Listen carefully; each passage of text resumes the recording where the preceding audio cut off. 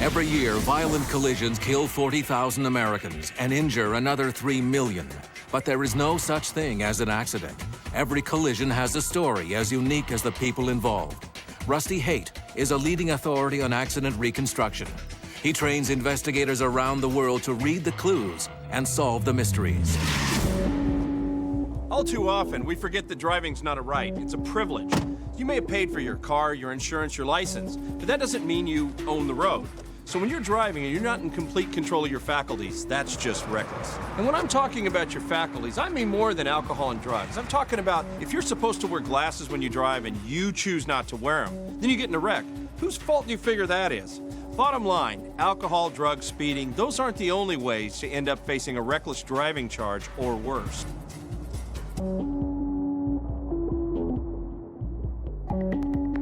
After a long day behind the wheel of his truck, Michael Morgan is getting tired and sleepy.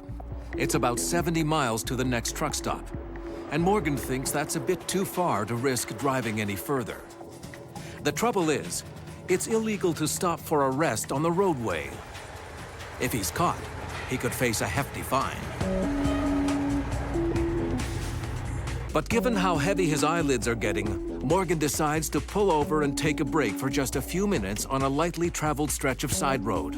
He knows that almost 40% of truck accidents involve a sleepy driver, and he doesn't want to become a statistic. It's a decision Morgan will regret for the rest of his life.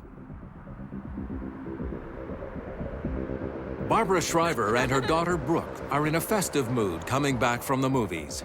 But the mood quickly shifts to panic and fear when Barbara notices a car zigzagging and coming up from behind at full speed. Mom, what's going on? Mom.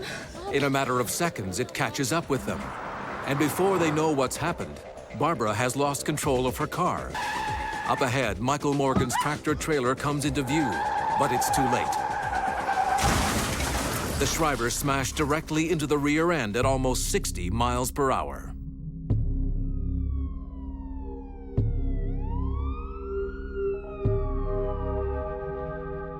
I received a call. They have an accident down here. A car into the back of a tractor-trailer. A second vehicle involved aside from the tractor-trailer, and there may be a fatality involved. When accident investigator Frank Carson arrives at the collision scene, regular officers have blocked the street and secured the area. Barbara and Brooke have already been pulled out of their wrecked car and are on their way to the hospital. Barbara is in critical condition.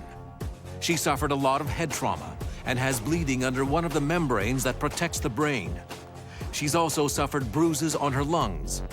As for Brooke, she's luckier, having escaped with a broken arm, nose, and facial cuts. The car that came up from behind the Shrivers has been pulled over too, and Michael Morgan is also still on the scene, uninjured but numb from what just happened. And all of a sudden, I hear boom. Get out of the vehicle. The collision took place on a straight road under a clear sky, so there is no obvious explanation for this tragic event. Frank will have to figure out this one from scratch.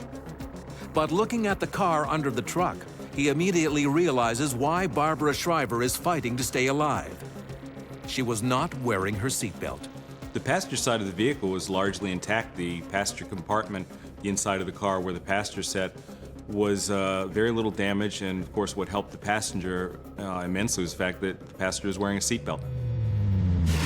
The fact that the daughter survived this crash was due to her having worn her seatbelt and the airbags deploying. While airbags can cause some minor injuries, they're going to save more lives than they're going to take them. The deal is airbags and seatbelts go together. Airbags are a supplemental restraint to the use of seatbelts. Here's a couple of facts from a guy that's got 805. Make that 806 crashes under my seatbelt. An airbag deploys at about 200 miles an hour right near the steering wheel and the dash. And if you're not wearing a seatbelt, that's a lot of force you can hit with your upper body and with no restriction, no limits.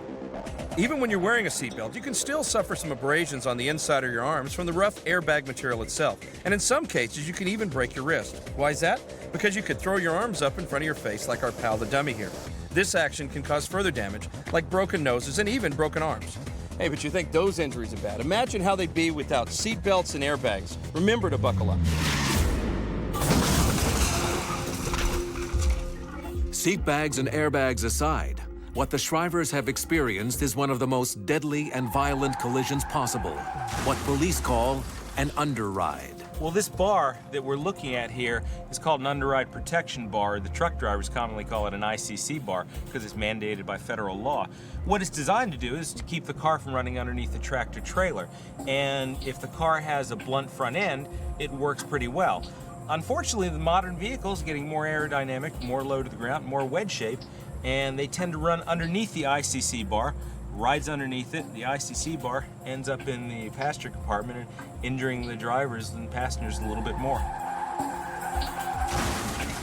At this point, Frank Carson knows the obvious. The Shrivers' car crashed into the back of the truck. The question now is why? Frank's focus shifts to other physical evidence, the tire marks. There are plenty of those in this case, and they are giving a pretty clear picture of what happened in the final few seconds before the Shrivers slammed into the back of the trailer at high speed. One of the first things I noticed when I got there was there were two tire marks leading in an arc from one of the lanes in the roadway right underneath the tractor trailer. So the first thing you know is that at some point, because the tire marks are in an arc, that the driver of the vehicle lost control for some reason. So there were two other tire marks that belonged to the third vehicle, and those marks led from what was the point of impact to the place where the vehicle came to a final rest. There is a third car stopped at the scene, and it could offer clues to what happened. Frank goes to examine it. The third car had very little damage to the front end. Very intact, could have started the car up and driven it away if you needed to. That third car belongs to Denise French. Ma'am, are you okay? According to the police officer who first arrived at the crash, French was acting very strangely. She was eerily calm and seemed completely detached from what was going on. But there was no smell of alcohol on her breath or in her car. Were you in this accident? I don't remember. I don't think so. You don't think so? The interesting fact is the driver of the vehicle, who's conscious and talking to the officer at the scene when they arrived, lost consciousness before the paramedics arrived, which indicates she had some type of altered level of consciousness or some medical problem going on. French loses consciousness before she's able to provide any useful information to the investigators.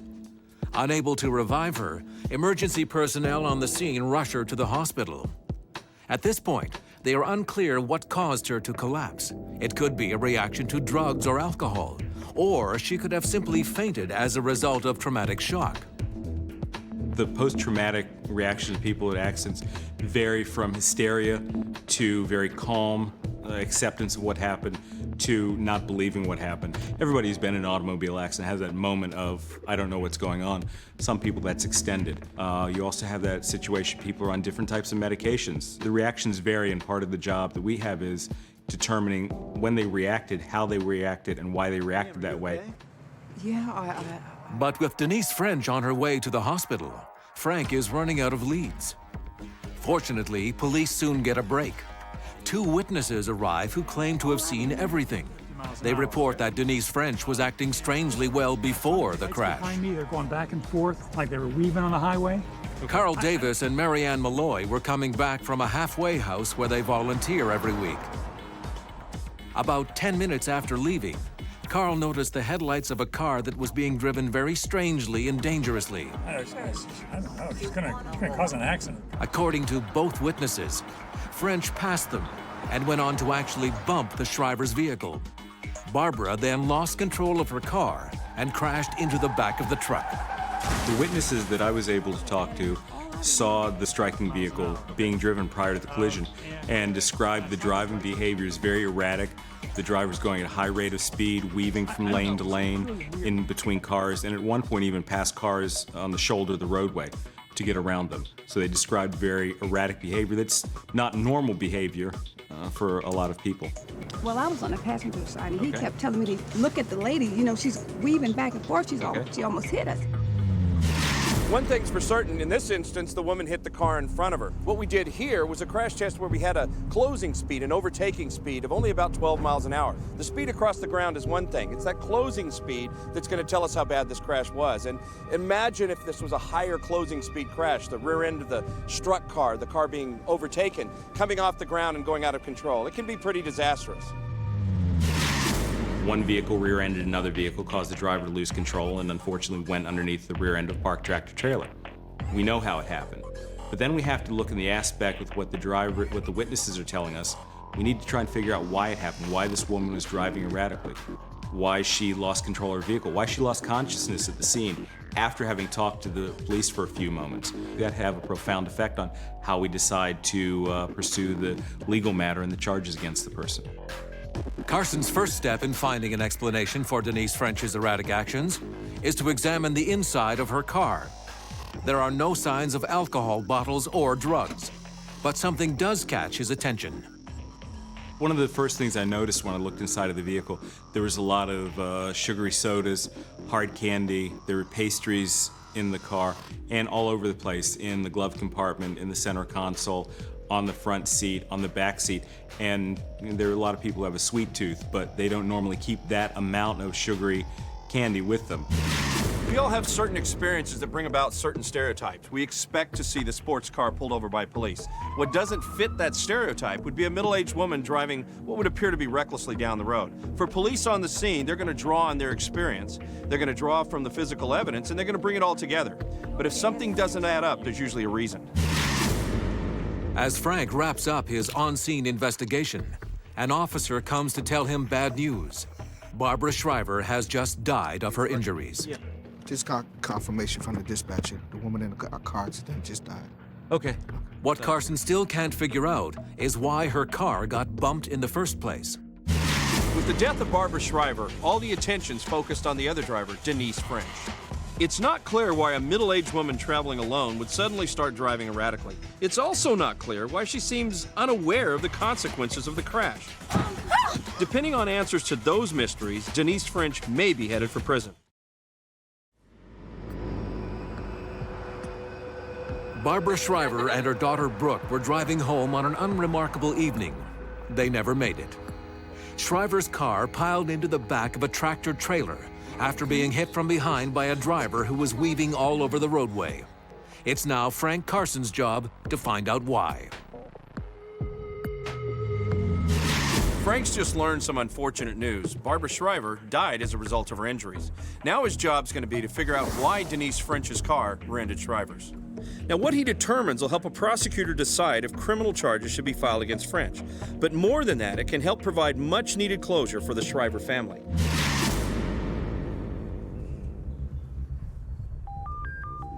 Frank Carson gets a phone call from the hospital. Denise French, who had passed out shortly after the collision with Shriver's car, is awake again. At the hospital, French reveals that she is a type 1 diabetic. What happened? You've been in an auto accident. No, I'm a diabetic. Diabetes is a disease in which the body does not produce or properly use insulin, a hormone that is necessary to convert sugars, starches, and other food into energy. As a former emergency medical technician, Frank Carson has seen his share of diabetic episodes.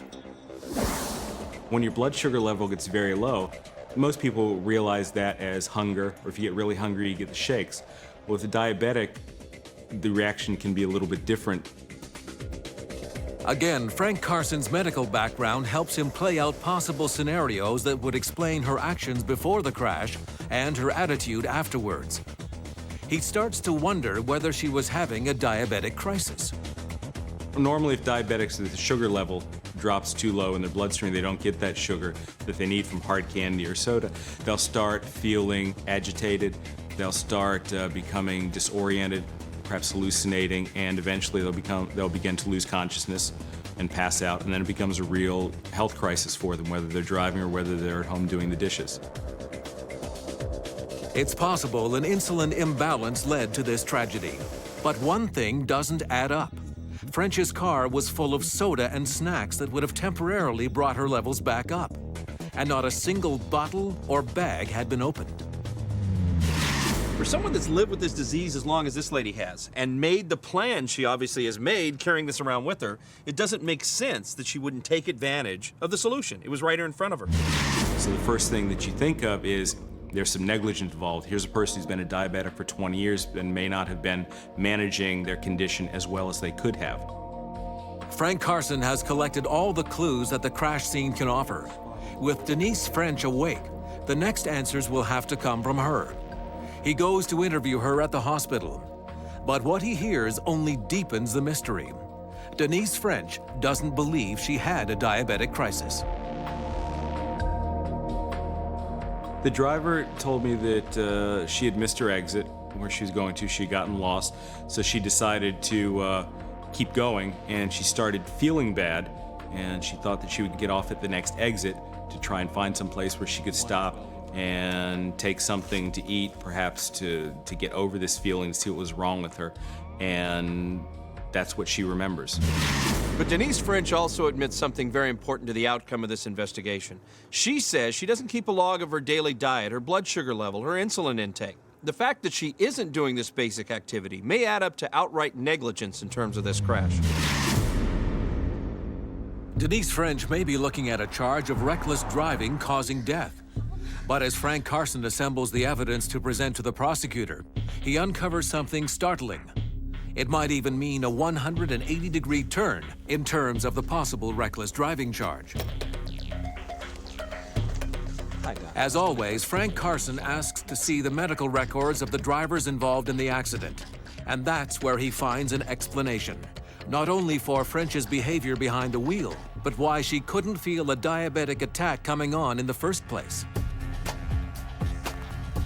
She had, within the past several weeks, been diagnosed with high blood pressure or hypertension, and she was prescribed medication to help control that. One's a diuretic, and the other type is called beta blockers. Beta blockers work by regulating the way the heart beats, lowers the heart rate, so your blood pressure lowers. Because what beta blockers do is they will tend to mask or not allow the diabetic to realize that they're having their diabetic crisis. It masks the normal clues that they would have. And that appeared to have been the case with this lady. Frank Carson's conclusions are simple. The beta blockers masked the normal warning signs of a diabetic crisis and left Denise French helpless to prevent it. Put her behind the wheel in this condition, and it's almost inevitable that something bad would result. In this case, the outcome was tragic. As symptoms of disorientation and fatigue set in, French begins zigzagging all over the road. Speeding up from behind, she rear-ends Barbara Shriver, who crashes into a parked tractor-trailer. Her daughter survives, but Barbara dies as the result of massive internal bleeding. No charges were filed against the driver of the rig or Denise French. As for the doctor who prescribed the beta blocker, the Shriver family ultimately decided not to sue. Driving requires your full attention. You're operating heavy machinery. In this case, this woman learned a hard lesson about the interaction and the side effects of even over-the-counter drugs. Read the label. That label is going to tell you what's going on, and it can save your life. Planning a crash test is no small undertaking. We usually spend a good bit of the day equipping the cars, and in this case, it's particularly challenging because we're going to be trying for a rollover. Rollovers aren't as easy as folks think. You may have an SUV, you may have wet roads, you may have a lot of conditions that folks think of as relating to rollovers, but they don't always come together to make a rollover occur just as you'd expect. Same thing occurs to investigators in the field. They may be really good investigators, and I may have a really good crash crew, and all of those things should work together. But sometimes, for the investigator in the field, there are convoluted factors that make their investigations pretty difficult. Carl Webster and his daughter Samantha are trying to find something they can agree on. Together, they're planning a surprise 60th birthday party for Samantha's mother. But just drawing up a guest list is a monumental challenge. We should invite Judy next door. And then suddenly, in mid-sentence, their whole world is violently turned upside down.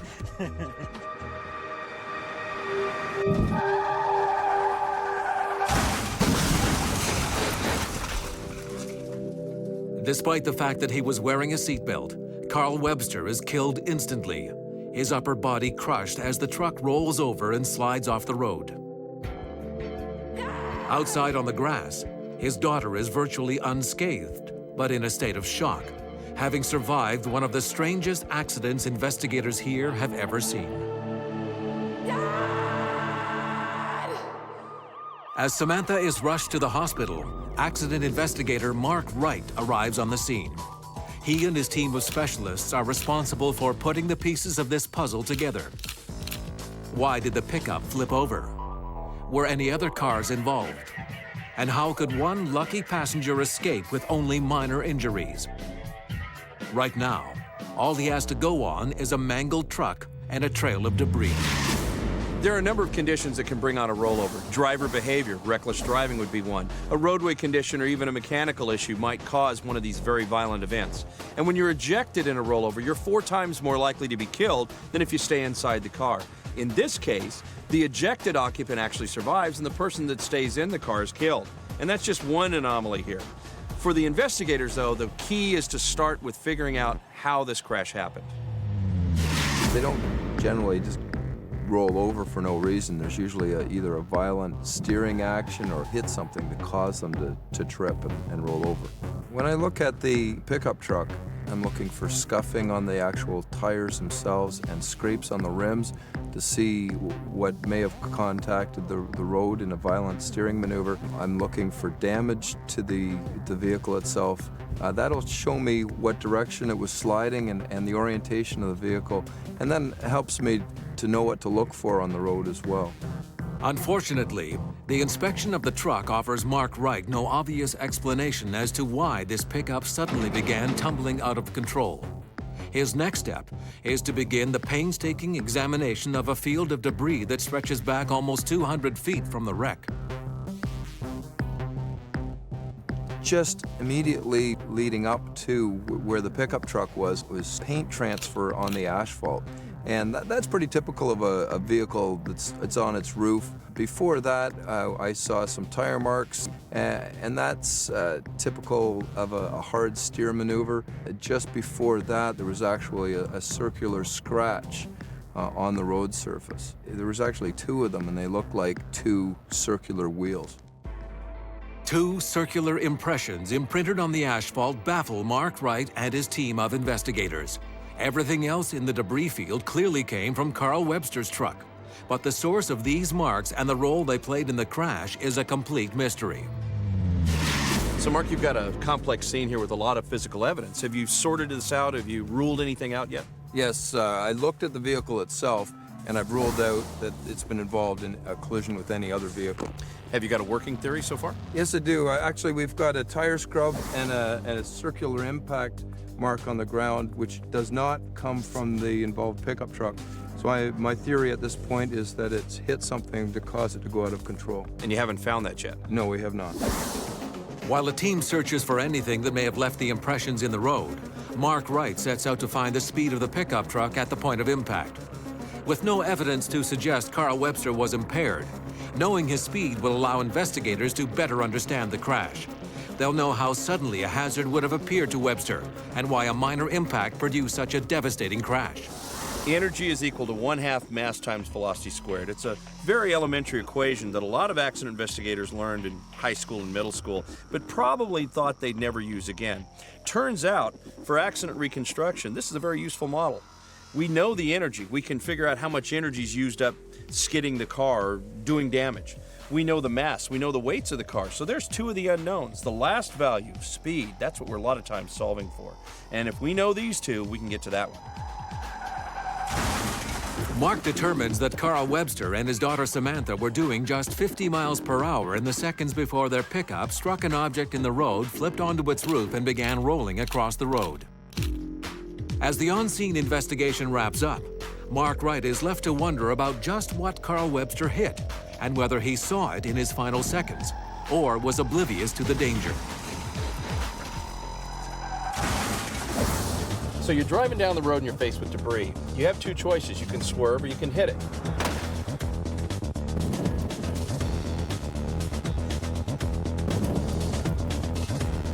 Swerving can cause its own problems, depending on your speed, the roadway conditions, and the type of vehicle you're in. A swerve could put you out of control. On the other hand, hitting it may be the lesser of 2 evils. So in this case, did our driver actually choose to hit what was in the roadway? We can't really tell for sure until we know what it is he hit. The next morning, officers search in the fields surrounding the crash site for any object that may have come into contact with the pickup truck. An object heavy enough to initiate a rollover on impact, but small enough to be invisible to a driver at night. We found this tire about 350 meters off the roadway in a farmer's field. And what we were trying to do is determine, did this tire have anything to do with the actual collision?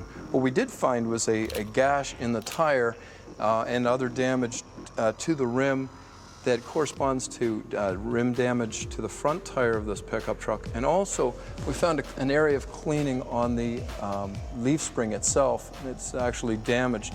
So we've been able to determine that this tire was impacted by the front tire of the pickup truck and then contacted the leaf spring on the pickup truck. The tire would have caused a violent rotation. In this case, it rotated counterclockwise within less than a second. The pickup truck was on its roof and sliding. How this tire wound up in the middle of a high-speed road may never be answered, but it's now clear that it caused the rollover that took Carl Webster's life. Although the front end of the pickup was able to skip over the tire, the rear end could not, and the force of the impact with the back wheels was enough to send the truck tumbling across the road. But this discovery only gives rise to more questions. With one mystery solved, Mark Wright must turn his attention to Samantha Webster's miraculous story of survival. Collisions with debris in the roadway are a daily occurrence. A lot of times they end up causing pretty dramatic crashes. In this case, we have a truck that hits a spare tire that's left in the roadway, results in a really, really bad rollover. The driver staying in the car is actually killed, and the passenger who was ejected walks away with minor injuries. Usually it's the other way around. This is a pretty amazing case. The forces experienced by occupants in a rollover are catastrophic. Anyone unrestrained is powerless to keep themselves in the car. Ejected through a window, victims often suffer severe head and neck injuries when they hit the ground, or are killed when the vehicle itself rolls over them. Even if they're belted in like Carl Webster, they can be crushed if the roof caves in on them. But investigators are stumped by Samantha Webster's remarkable story of survival. Her physical injuries suggest she was not in the wreck that killed her father. Police hope she can tell them exactly how and when she escaped the truck. Recollection of the passenger was that they were just driving along normal. They were just talking, and all of a sudden she finds herself in the ditch. I just remember the truck kind of like bouncing off to one side a bit, and then it just started rolling. So she really didn't have a huge recollection of what even happened. They didn't see or hear anything. It was just on the roof and off the road. She doesn't know how she got out of the pickup. She was just out and in the grass. Samantha Webster's description of the crash reminds investigators that rollovers occur in a fraction of a second and at speeds beyond our level of perception.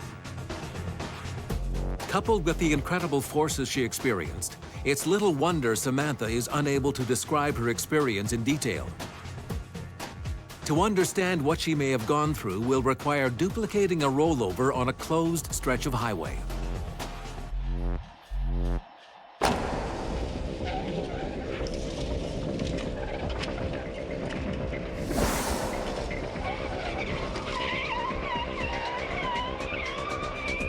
First attempt got both front tires off. Yeah. I cheated more. You cheated closer to the fog line. Cheated more, yeah. Just like someone correcting and bringing it back on the road. We have to get the wheels off the road and then have to bring it back on. Yep. So we get the left, the right steer, but it's got to be off the road. We need that change in friction surfaces on all the tires. As you can see, this one just slid. Yeah. As long as this one just slid, we're not going to get it. Yes, we got more dig from the front tires on the first attempt.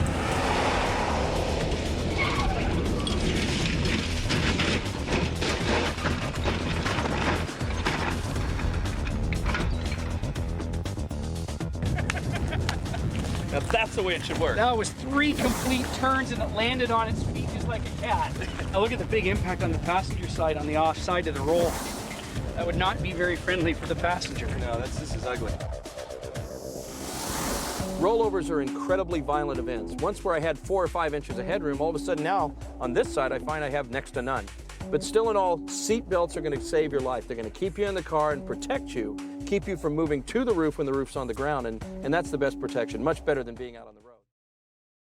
The damage done to the SUV during the rollover test only reinforces the unlikelihood of Samantha Webster's miraculous escape. But Mark Wright has spent the better part of an afternoon examining the wreck of the pickup, and he now has a theory as to how Samantha was able to beat the odds and survive.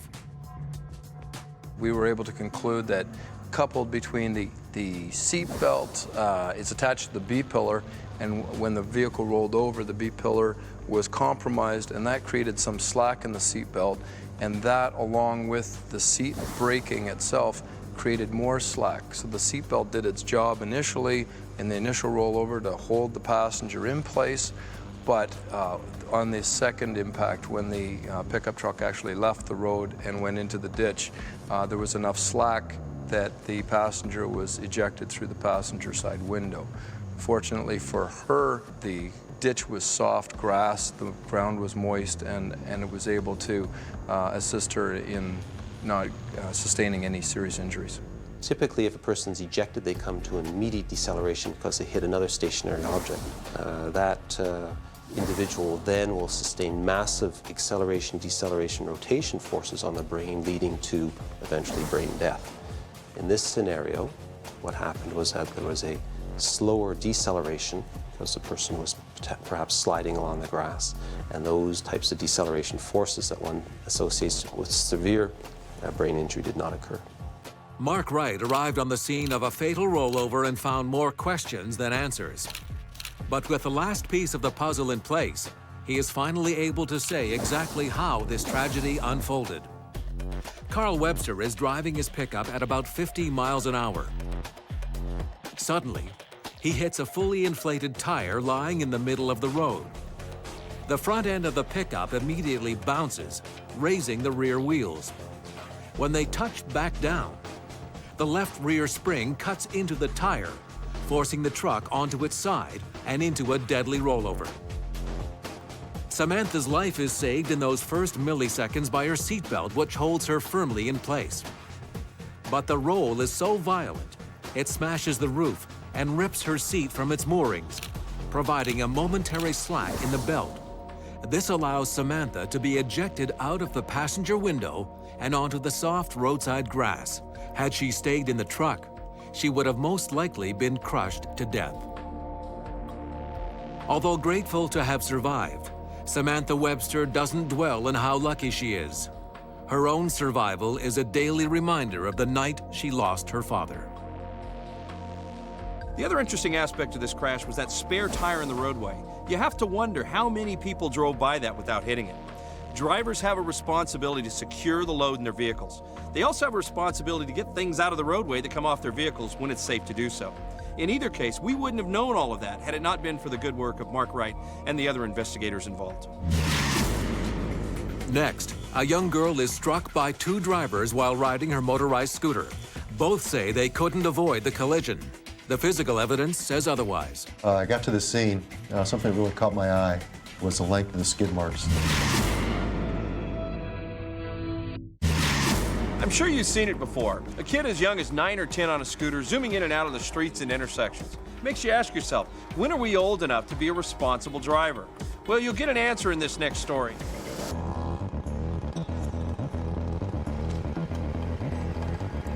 Stacy Wilson can't believe her good luck. Her best friend Heather has just let her borrow a brand new motorized scooter for the first time. The 14-year-old is a bit wobbly on it, but gets going okay. After a quick loop through the neighborhood, she's just a few blocks away from home, but she'll never get there. Stacy's scooter drifts into the wrong lane of traffic with tragic consequences.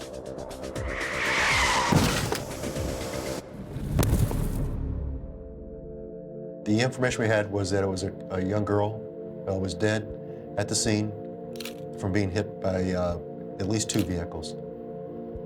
When you find out that a young life is gone, it really affects you. You still got to put your emotions aside and do your investigation. But again, the kids are the worst. John Heinman leads the vehicular crime unit at the local police department.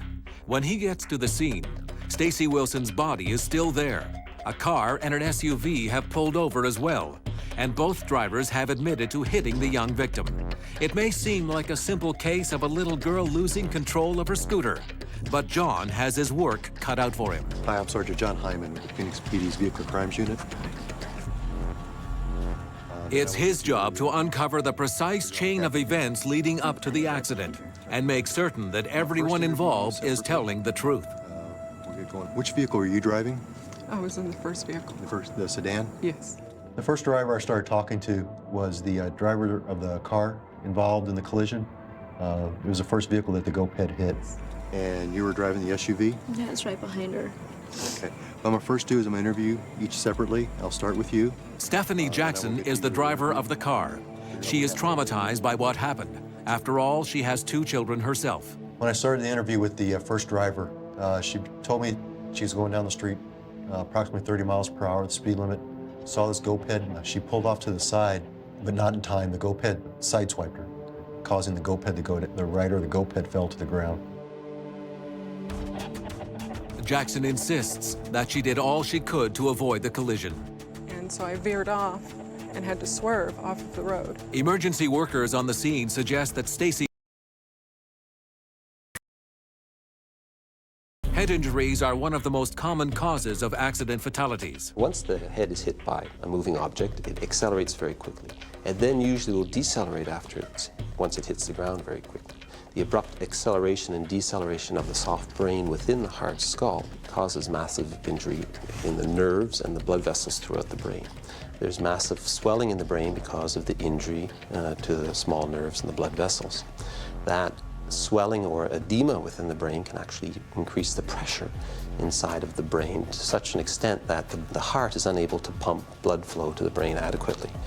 In that case, what will happen is that the brain will eventually die. To verify Jackson's story, Heinemann examines her car. There are clear signs of the impact. A black scratch mark along the side of the vehicle appears to be consistent with the driver's explanation that the scooter and the car came in contact. There was alcohol, but we didn't drink. Heinemann also has witnesses. Bridget Turnbull and her brother James were walking down the street when they saw Stacy pass by on her motorized scooter. James gives the most detailed testimony.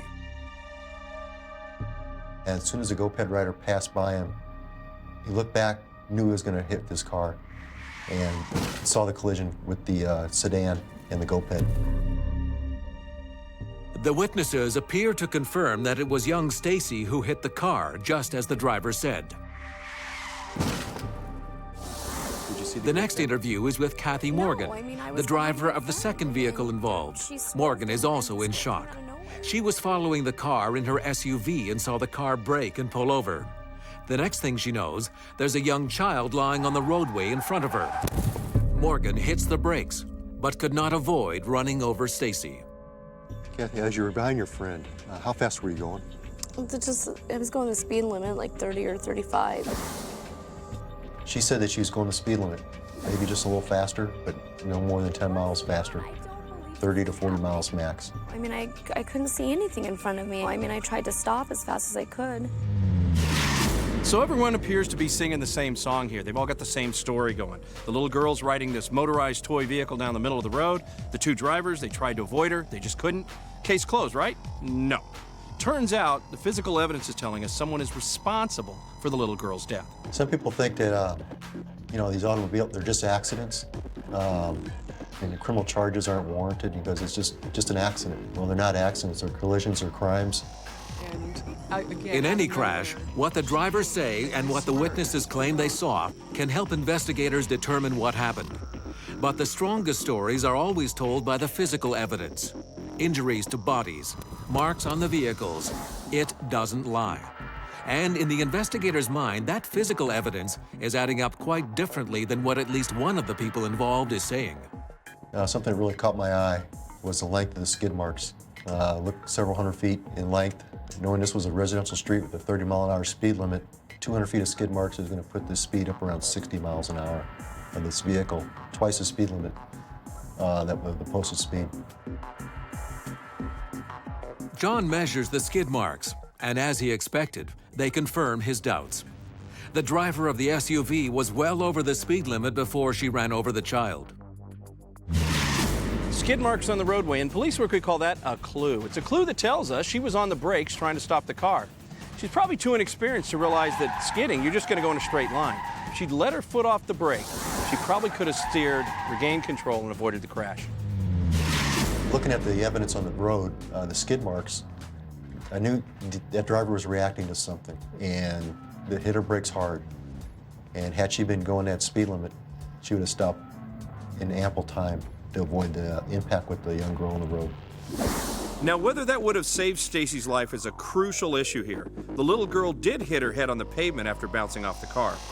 But Heinemann doesn't know yet which impact actually caused the child's death. Depending on the answer to that question, one of these drivers may be looking at some jail time.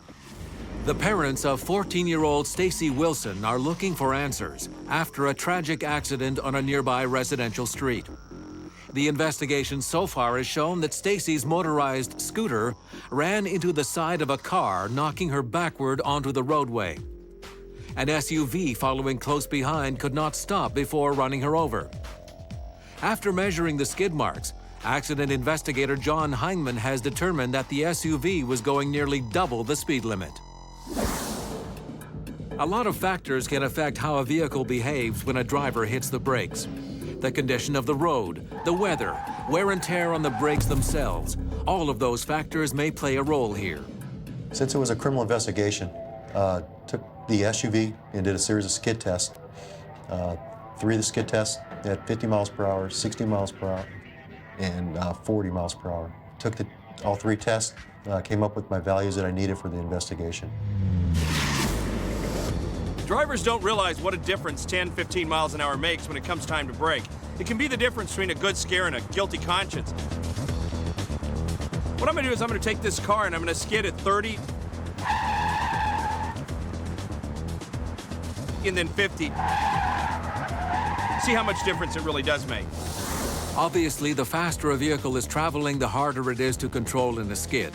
At this point, it's John Heinemann's opinion that Kathy Morgan, the driver of the SUV, should be charged with vehicular manslaughter. 5 miles per hour. Kathy, I had a chance to look at the investigation. I know the GoPed's on the wrong side of the road, but I have an issue with your speed. I told you I was going the speed limit.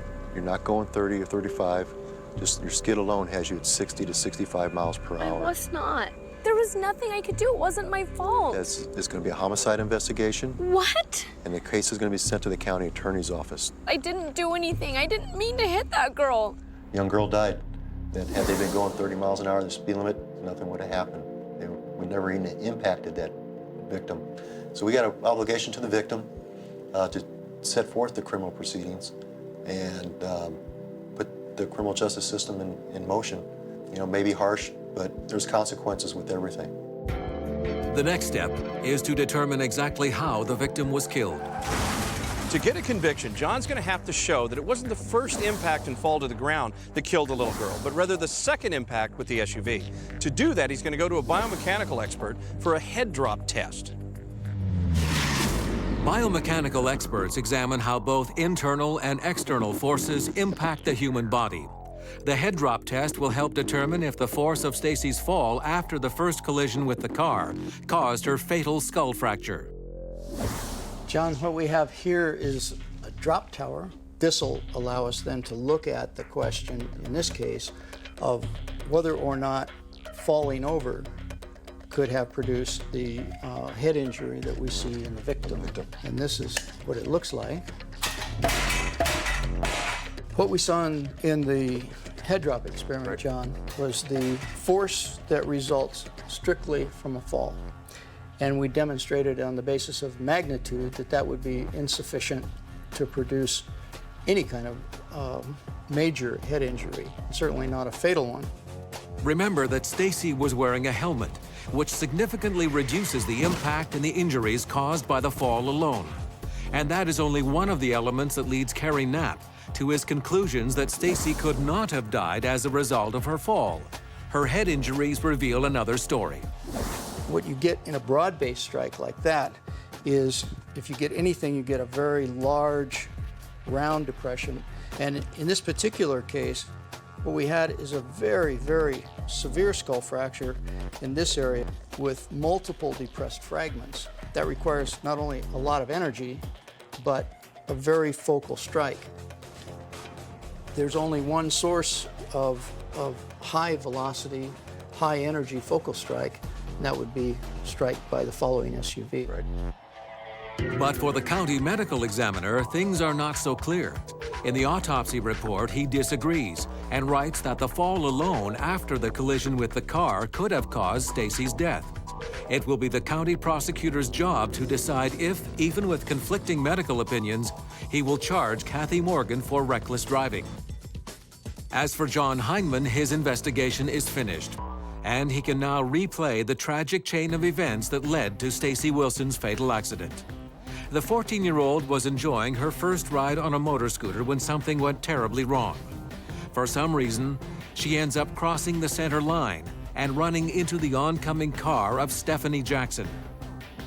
She is knocked off her scooter, and her head hits the ground hard.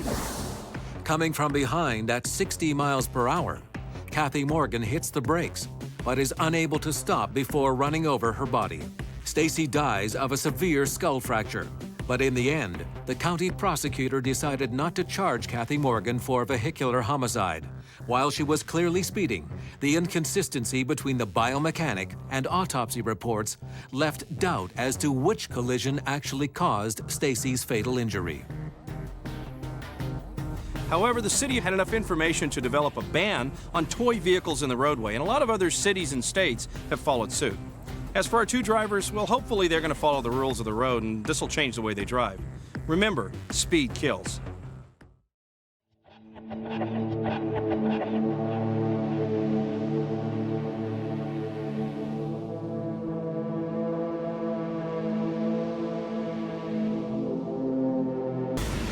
Every year, violent collisions kill 3,000 Canadians and injure another 200,000. But there is no such thing as an accident. Every collision has a story as unique as the people involved. Rusty Haight is a leading authority on accident reconstruction. He trains investigators around the world to read the clues and solve the mysteries. You can be driving carefully, the road clear, the weather perfect. But you can still be involved in a collision. The other guy doesn't do something he is supposed to do, or does something he isn't supposed to do. You can still be in a crash. Now, there are a lot of things you can do to avoid a collision. First among those is to drive defensively and anticipate problem situations. On a beautiful May afternoon, Laura Smith, a single mother, is taking her son Jason to his grandparents' summer house for the week. It's only an hour's drive from home. The day looks perfect for a relaxed trip out of town and a swim in the lake. Then, seemingly out of the blue, a motorhome in front of her brakes hard. Laura has no choice but to brake also. Meanwhile, a bus driving behind Laura is coming up fast and desperately trying to keep from slamming into her, but to no avail. Laura's small passenger car folds up like an accordion between the two large vehicles and immediately bursts into flames. Firefighters arrive on the scene and do their best to extinguish the blaze, but it's too late for Laura and her son. Despite the fact that it's his day off, accident investigator Don Carroll is called in by his supervisor. It must have been a major accident for me to be called off duty to respond to the scene. The scene is one of the worst Don has ever seen. The small passenger car is still sandwiched between the two larger vehicles and has been burnt down to its chassis. Don also learns that both mother and son have been confirmed dead. Although investigators may be used to dealing with the gruesome task of road accidents, the sight of the burnt bodies is devastating. It's always tough when I respond to accidents such as this because I have several small children of my own, and anytime a child is involved in a crash, and in this case burned so horribly, it's very tough. It's now Don's task to find out exactly why and how this terrible accident occurred. At the scene, he has 3 vehicles involved in the collision.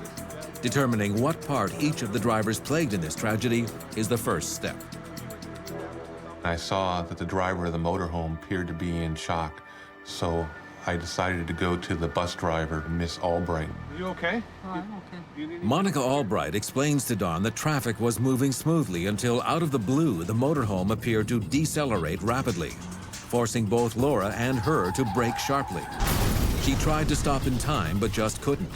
When I heard Miss Albright's statement, I was first thinking that maybe she was following the small passenger car too closely, and that's why she wasn't able to stop. But I also considered that something happened with the motorhome. Maybe an animal ran out in front of the car. Maybe the motorhome had a mechanical problem. Next, a patrol officer informs Don that Mr. Peterson is ready to make his statement. Mr. Peterson told me that a small red car passed him quickly on the left side, directly in front of his motorhome, and then started to drive more slowly. And then for no reason, the car slammed on its brakes. Peterson insists to Don that he reacted quickly but couldn't manage to steer clear and hit the red car lightly from the rear. He thought he had avoided the worst, but a second later, he felt the impact of Laura's car from behind. He claims that the errant car stayed in front of him maybe a few seconds, but then the driver accelerated and disappeared. When I heard Mr. Peterson's story about the red car that the other driver didn't report to me at all, I thought at first that maybe Mr. Peterson may not have been telling me the truth about it. So I knew I had to go look for damage on the front of the motorhome. On this basically yellow and black transfer marks. I'm not sure what it's from, but it's not something I would expect to find on this pristine bumper. There's some indentations on the bumper like it hit another vehicle, but these yellow and black transfer marks are very suspect and possibly from another vehicle. Don moves on to the scene investigation, looking for any other clue to confirm the presence of the mysterious fleeing car. The road is a mess of debris, but there's also a lot of skid marks, which is no surprise in a pileup like this. Miss Albright told me it was like a domino effect, where the motorhome braked, the small passenger car braked, and then she had to brake. There was no advance warning. Then Don picks up another clue. Just ahead of the motorhome, he notices 4 sets of skid marks. A quick look clearly tells him that these marks are still hot and that they don't belong to any of the other vehicles involved. I thought that there definitely was a 4th vehicle involved, and then I contacted my dispatch center, who put out a be on the lookout broadcast to look for this vehicle that was involved in this crash. If another car participated in the chain of events that led to the fiery deaths of Laura and Jason, why did he or she flee the scene? And what caused the accident to happen in the first place? The road evidence and Mr. Peterson's testimony lead Don to consider a brand new theory about the accident. I thought there was a possibility that this may be an actual staged accident that occurred, because this type of accident fits the profile. Every year in California alone, there's some $200 million in fraud perpetrated as a function of stage crashes. These aren't accidents, these are intentional events. What you got is a criminal that'll drive around and pull in front of a commercial vehicle or an expensive car, someone that looks like they have insurance. They'll stop suddenly, they'll get rear-ended. Now what you got is everyone in the rear-ended car is injured. They'll bring together a group of doctors and lawyers and, of course, witnesses who'll make this a very multidisciplinary, a multi-jurisdictional effort. That's what makes this such a difficult case to prosecute.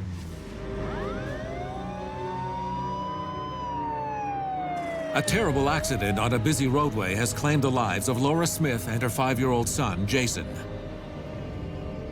Investigator Don Carroll has been brought in to reconstruct the chain of events that led to their deaths. As a next step, Don requests a full mechanical examination of all the vehicles. But his priority is to find the red car that reportedly fled the scene of the accident. This type of accident fits the profile, in which case a car slams on its brakes in front of a very expensive vehicle, either a commercial vehicle or a motorhome, a luxurious motorhome, because that is where there's deep pockets, where there's a lot of insurance money that's possible available to them to collect. To follow up on the criminal angle, Don turns to an old colleague, Marty Gonzalez, chief investigator with the California Insurance Fraud Department. Stage collisions are very prevalent, not only here in California and in the Los Angeles area, but in a lot of states all over the United States. And the reason they're done is, bottom line, is money. But even if Marty's sure that this is a staged accident, he also knows how hard it will be to prove it. Basically, the way they work is there's a person, commonly known as a stager, who has an in with a lawyer or a doctor, typically the lawyer, and this lawyer will pay this person to bring them cases. The stager's job is to go out and plan these accidents and recruit people who are willing to participate and be in the car when it's going to get hit at 60, 70 miles an hour by another car, or by a large truck or a big rig. And they go out and they plan the accidents.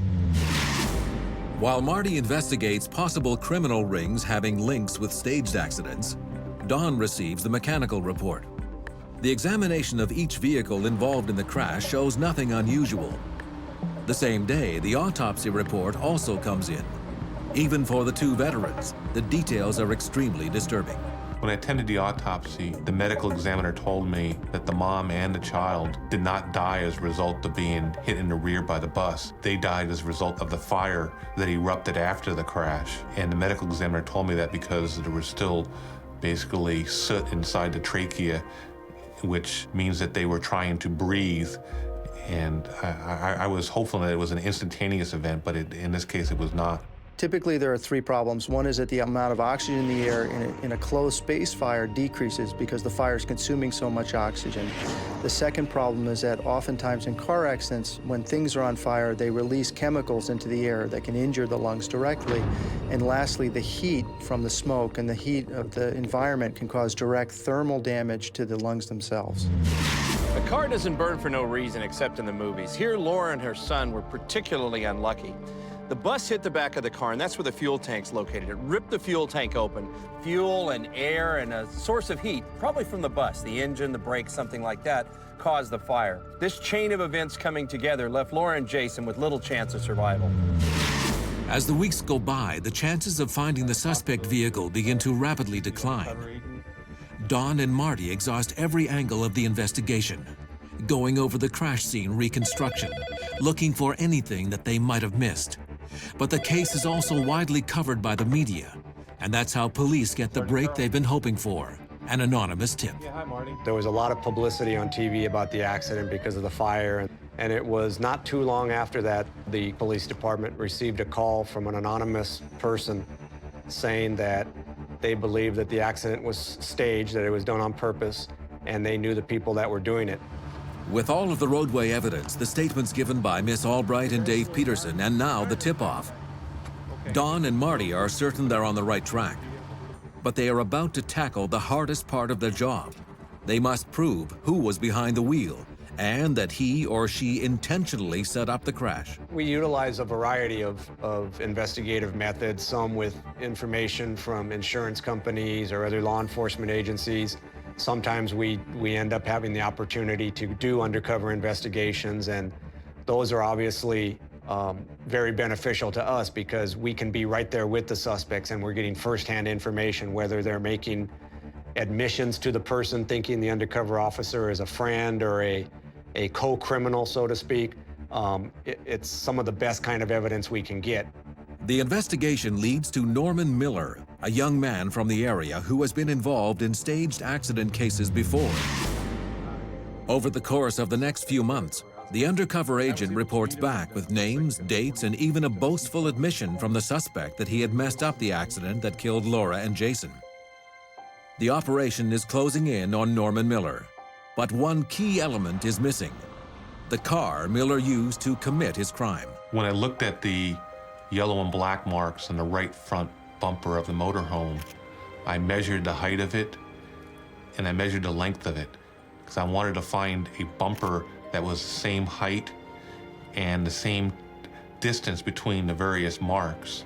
This information on the exact dimensions of the bumper becomes critical when the investigation finally leads authorities to the discovery of the suspect vehicle in a remote parking lot.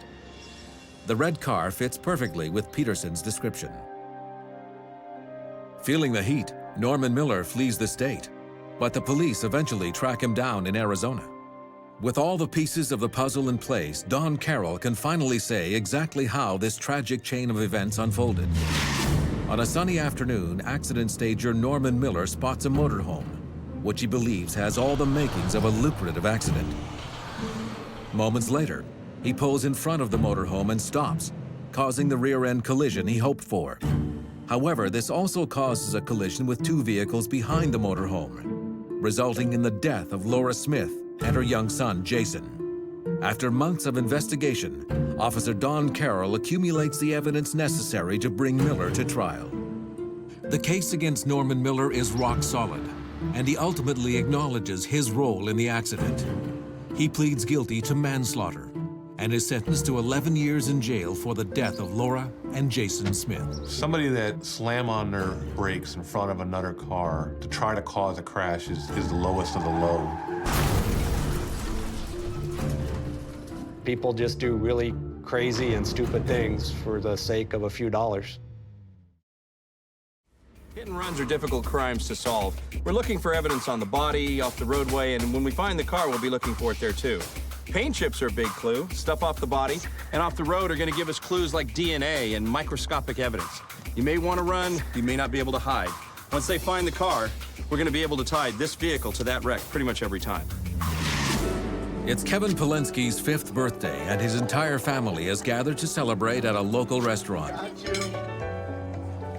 But just as they're ready to bring out the birthday cake, Nadia, the grandmother, realizes that she has forgotten the candles. She excuses herself and hurries next door to buy a box at the convenience store.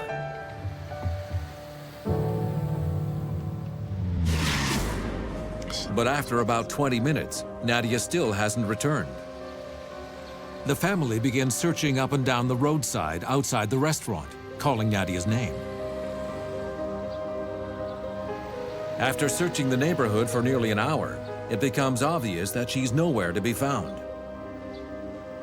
All her son Alex can do now is contact the police to report a missing person. Later that afternoon, officers answer a call from a pair of local teenagers who claim to have found a dead body. It's lying on the side of the road a short distance from the restaurant where the Polenskys celebrated earlier that day. Accident investigator Lenny Simpson is immediately called in to head up the investigation.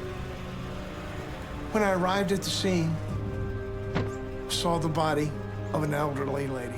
Didn't take long at all for the police to link the missing person, Nadia Polensky, with the body that was found at the scene. It was obvious that this was not a mugging, it was not an assault, it was a hit and run. Police catalog more than 100 pieces of evidence at the crash site, including the packet of candles. Her body was so deformed from injury, you immediately make associations with people you know and with family members you know. So it got very close to the heart. Nadia's body is found on the other side of the parking lot, several hundred meters away from the restaurant and the convenience store. The family is devastated and can't explain why she would have crossed the road or wandered away. We don't know if she became confused, disoriented, or what occurred, but she did not go directly back to the restaurant. She attempted to cross the street, and when she crossed the street, that's when she was struck. After speaking with the family in more detail, Lenny learns that Nadia Polensky suffered from a number of medical conditions, including severe hypertension. While talking to the family, I questioned them as to whether she had any health problems. They explained that she had had a stroke several years prior, and that she didn't have too much of a problem being disoriented. However, occasionally she did become disoriented. Especially the elderly suffer from transient ischemic events in their brain where they sort of have a stroke-like situation where they get disoriented and are not sure where they are, and maybe their speech slurs, and maybe that's what happened here. If in fact Nadia suffered a mini-stroke, this would explain why she wandered off, and it could completely change the circumstances of the crash. We look at all the information, we look at all the possibilities, and one of the possibilities that we look at is if Mrs. Polensky was possibly down on her knees or even laying down when this vehicle struck her. It would be very hard for a driver to hit a standing person and not realize it. But unknowingly running over a small body like Nadia's while she's lying down on the ground is a reasonable scenario. These two possibilities would have very different consequences for the driver. Me and my partner. Establishing Nadia's position at the moment of impact is crucial. The autopsy results and the evidence on the car that hit her could provide the physical evidence needed to answer many of these questions.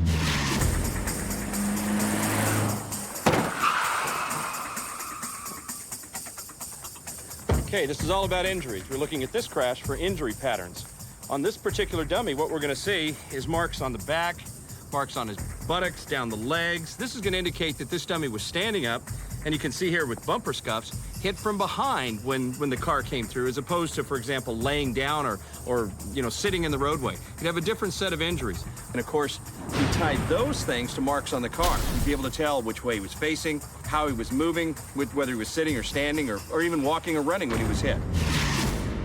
I have got measurements. Now I have to find the vehicle to make that comparison with. While officers begin collecting and documenting the broken car parts, Lenny examines the crash scene itself. And he doesn't have to look very hard to find a lucky lead. Lucky? The only thing the driver didn't leave is their driver's license. The tire mark itself was an exceptional, unusual piece of physical evidence that helped us solve this case.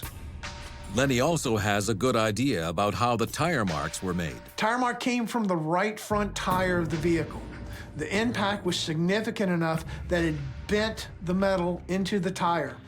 The tire then began marking the roadway very shortly after the impact occurred, and this tire mark continued from the impact approximately 2 miles to the driveway and the residence of Mr. Richard Kelly.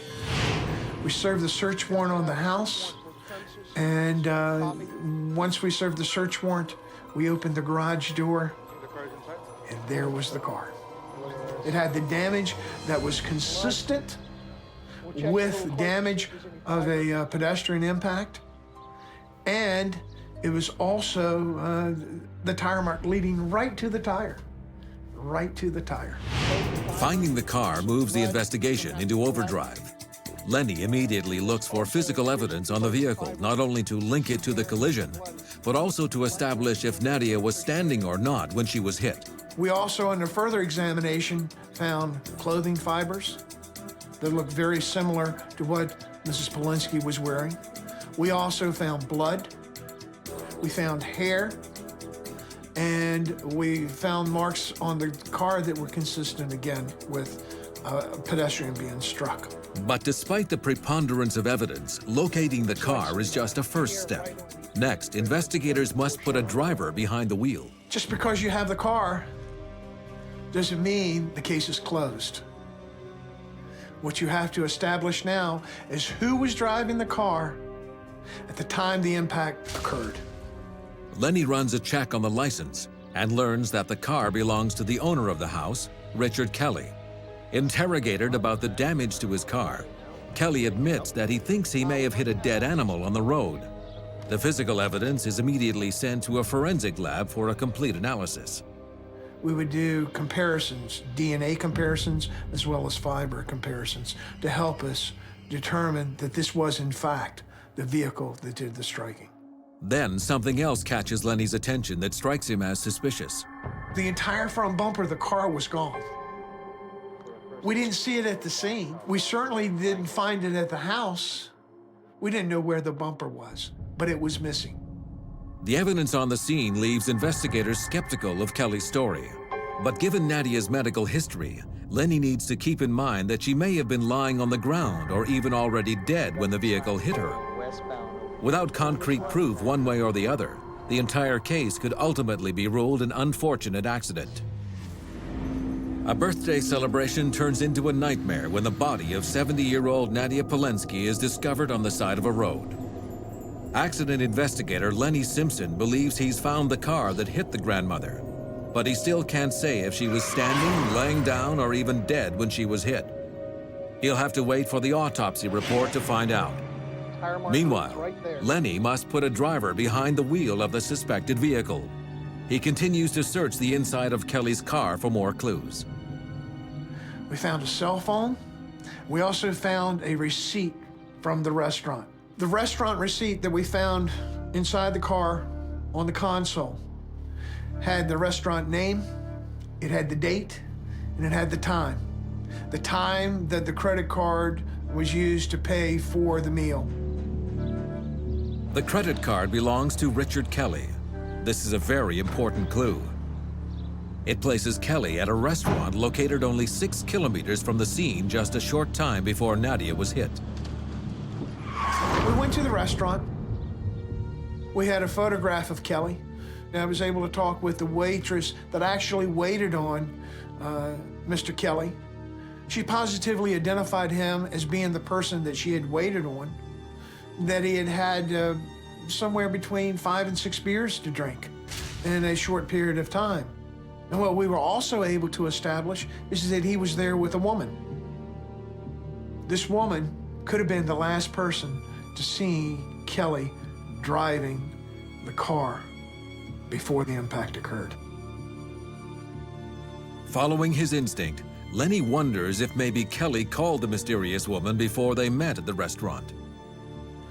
We subpoenaed the records for the cell phone, and we were able to establish who Mr. Kelly called, what time they called, and what date they called. The phone record check pays off. Before and after the time of the event, Kelly called the same number many times. This number belongs to Jane Thornton, Kelly's girlfriend. I expected Jane Thornton was the woman who had lunch with Richard Kelly.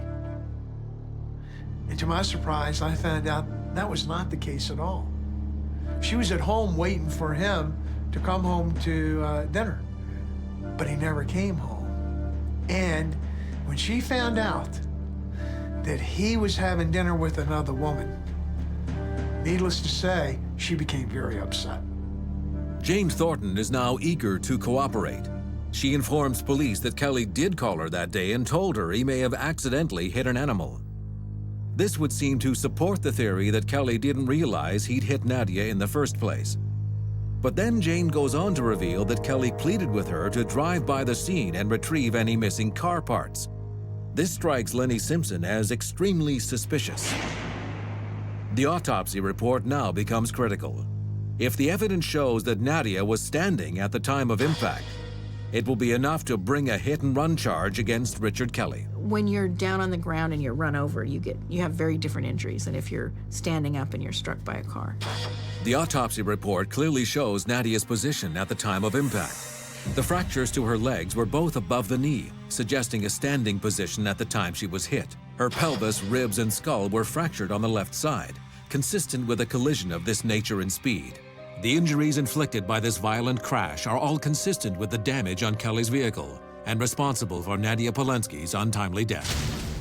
The autopsy report proved that she was upright, that she was not bent over, and that when she was struck, she was standing straight. It was a hit and run. It involved a death. The person who struck this woman did not stop. I knew this was going to be my career case. The next morning, they receive a tip from a concerned neighbor. We got a report from one of the neighbors that lives on the same street as Richard Kelly. And this neighbor explained that he had found a bumper. Biological matter, including hair and blood, will be sent to the lab for analysis, but Lenny has no doubt about the results. Kelly attempted to hide the bumper so that we could not have it as physical evidence. He was trying to prevent his arrest. After a week of investigative work, Detective Lenny Simpson can finally replay the events that led to Nadia Polensky's untimely death. On that fateful afternoon, Kelly heads back to work after having lunch and several beers at a nearby restaurant. As the elderly Nadia Polensky crosses the road, Kelly slams into her. sending her body flying through the air and landing on a pile of trash by the street corner. But rather than assist the injured woman or call the authorities, Kelly drives away. Several hours later, he returns to the scene, and rather than check on his victim, he hides evidence in an attempt to cover his tracks. The autopsy report shows that Nadia Polensky died as a result of several head and spinal cord injuries. Richard Kelly is finally found guilty of a hit-and-run accident resulting in a fatal injury. He was sentenced to 5 years in jail. It became an obsession, and that was probably because of the family. They had lost someone who was near and dear to them, and to die such a violent death was just not fair. So I felt compelled. I had to absolutely do the best I could ever do to resolve and solve this case. Accident investigators are used to dealing with bloody scenes, dead bodies all the time. But there's nothing like investigating the death of a fellow officer. It's like investigating the death of a family member. And there's no one that can do that job but the accident investigator himself. At the end of a long day, Officer Marty Keene is patrolling a quiet neighborhood waiting for his shift to end.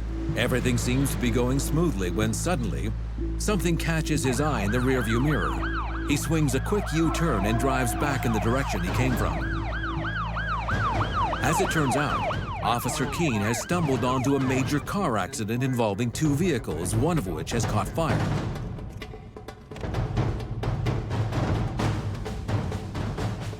He can't wait for emergency personnel to arrive. The burning vehicle could explode at any minute, and he must get the driver out fast.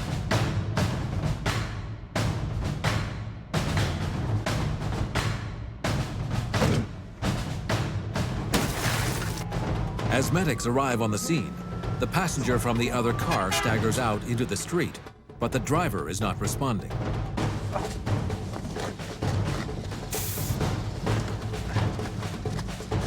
Yo, we got help here. Officer Keene is transported to the hospital along with the crash victims. However, for driver Fred Niedermeyer, it's too late. He's pronounced dead at the scene. Responding to the scene of a 2-car accident.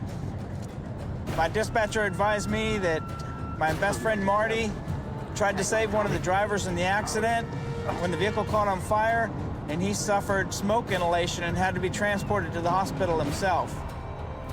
Marty Keene, he's my best friend. I've known him for about 8 years. He's the one that got me into doing the accident investigation. In fires, there are 2 things that happen. You obviously can have direct thermal injuries where your actual tissues are burned up. But what most people die of in fires is smoke inhalation. And there's sort of 2 things that are going on. One is that you can breathe in smoke, which, depending on what's burning, can have toxic chemicals in it. And the second thing that happens is fire's hot. And so what you can be breathing in is very, very hot air. And what that can do, and often how people die in, say, flash fires or very, very hot fires, is they take in one breathful of hot air and their larynx swells shut. So they can't get any more air in, and that's how they die. As he arrives at the scene, Officer Jones receives more alarming news about the crash. It turned out that the driver of one of the cars was another one of our police officers named Tommy Erickson. Despite my emotional feelings in this, I knew I had to continue with this investigation and complete it. With Marty in the hospital, there was no one left. We were the only 2 accident investigators. Officer Jones is immediately faced with several critical questions. Were drugs or alcohol involved? Could this event have been caused by a mechanical failure? Or was one of the drivers at fault? All of these answers will be hard to come by and could have major ramifications for the drivers and their families. I've responded to many accidents before, many serious accidents, but I've never actually had one involving a coworker or even my best friend at this point. The first thing Officer Jones notices is that both vehicles are in the same lane. Sheriff Erickson's car is sitting on the curb, while the other vehicle has come to rest in the middle of the lane, facing in the wrong direction. When I looked at Tommy's car, It was up against the curb. The front end was smashed on it, and it looked like some fire damage to the front end. I looked over to my left, and I saw this small black car on the wrong side of the road in the lane it looked like Tommy was traveling in. And my first impression, it was a head-on collision. But as Officer Jones examines the stretch of roadway behind Sheriff Erickson's car, he observes some peculiar skid marks that are not consistent with a head-to-head crash. Normally in a situation like this, when it is a true head-on collision, the marks would just be straight. They wouldn't be on an angle like they were on. How about the other car? Then Robert notices something else unusual. While Tommy's car has left strange angled skid marks, he can't find any signs of braking from the other vehicle at all. This is very puzzling. Why on earth would Niedermeyer just plow straight into Erickson's car head-on? Tragically, Robert will never have the opportunity to ask his colleague Tommy Erickson about the crash. The sheriff is pronounced dead on arrival at the hospital. When the officer told me that Tommy had died, I was devastated, but I wasn't totally surprised. After the examination of the car, it was difficult for me to understand how anybody could have survived the impact that he suffered on the steering wheel. As Officer Jones crawls around the scene looking for physical evidence, he discovers tiny gouge marks in the roadway. Anytime there is a severe impact, you usually have gouge marks because the front end of a car will go down and will actually impact the surface, and it'll cause it to dig in and cause these gouge marks. And it generally tells you the direction the car was coming from or the direction the car was at the time of the impact. But the gouge marks that Robert sees here are not making sense. From what he can tell, the car that made these gouge marks could not possibly have been involved in a head-to-head crash. The undercarriage of this car had drugged the asphalt in a way that was not consistent with a head-on collision. I thought this was very important to this investigation. The positions of the cars tell Robert that it was a head-on collision, but the minimal brake marks and the gouges in the road suggest otherwise. Robert hopes that the vehicle inspection will shed some light on this physical evidence and the possibility of mechanical failure. But for now, Robert has immediate concerns. He heads to the hospital to check on his partner and the one surviving victim.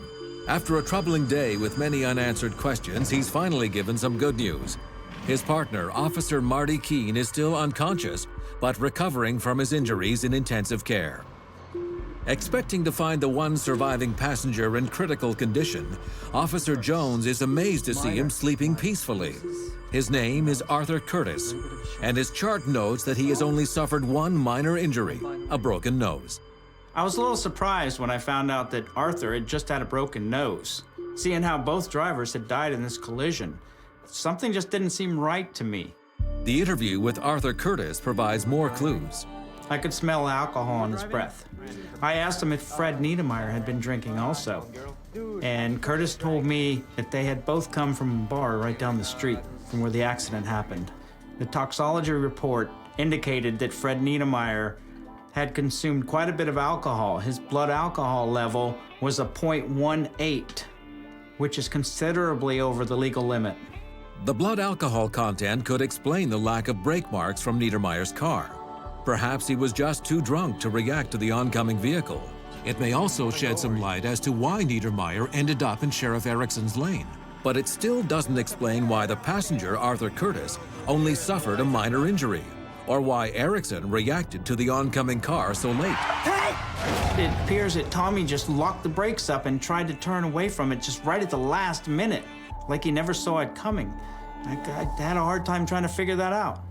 Next, Officer Jones gets Fred Niedermeyer's autopsy results. It notes that Niedermeyer was not wearing his seatbelt, leaving his body unprotected against the violent shock of the crash, resulting in a lacerated aorta.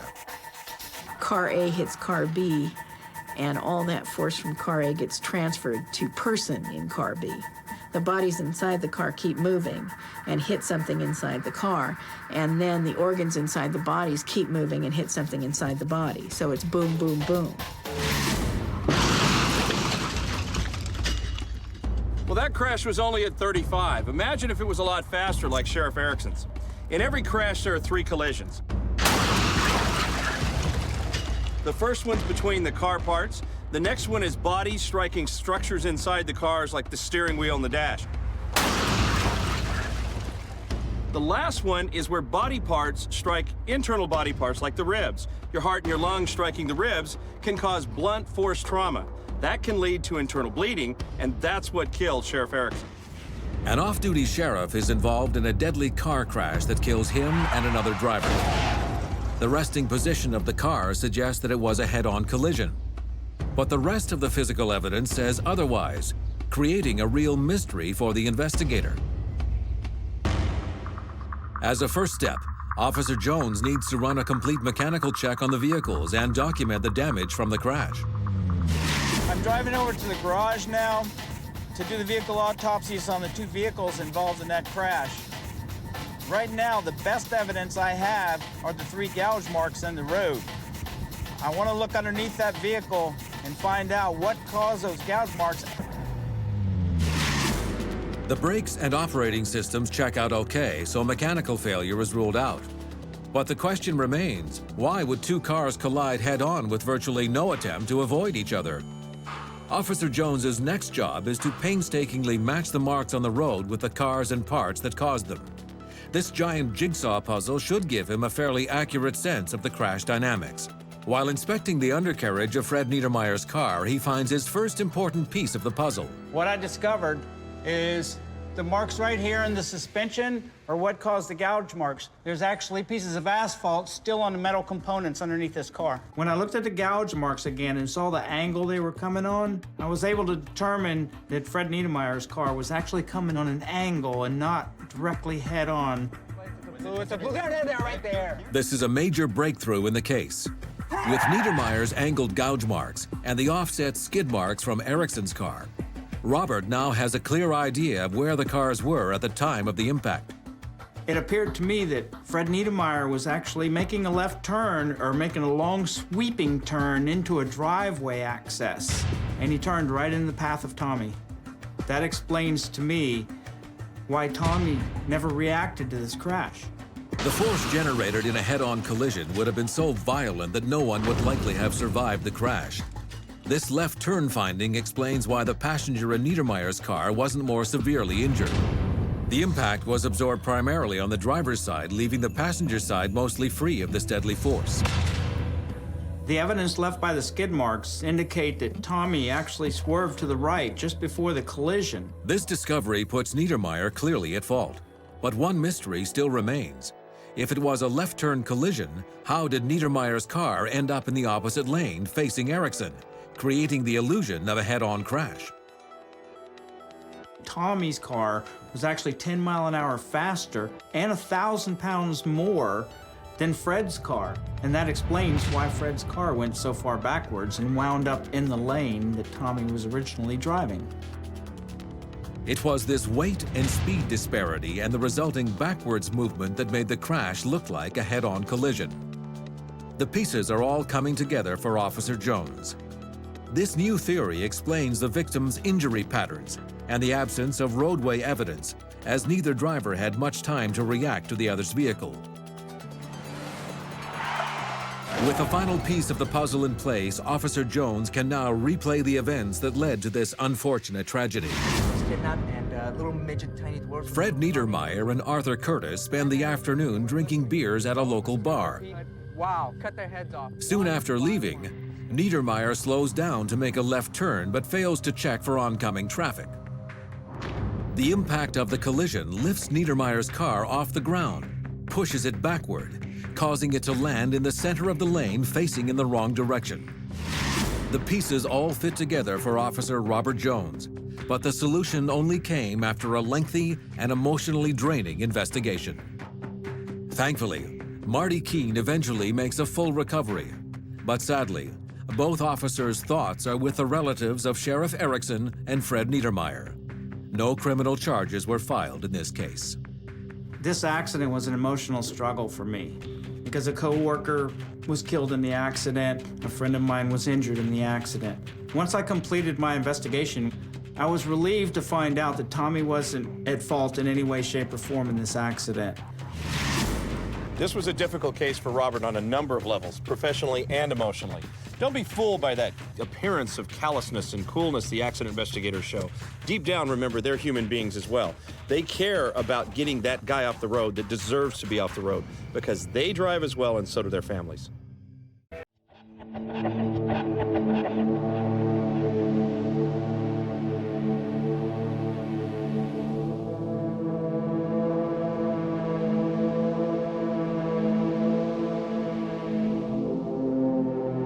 Every year, violent collisions kill 40,000 Americans and injure another 3 million. But there is no such thing as an accident. Every collision has a story as unique as the people involved. Rusty Haight's a leading authority on accident reconstruction. He trains investigators around the world to read the clues and solve the mysteries.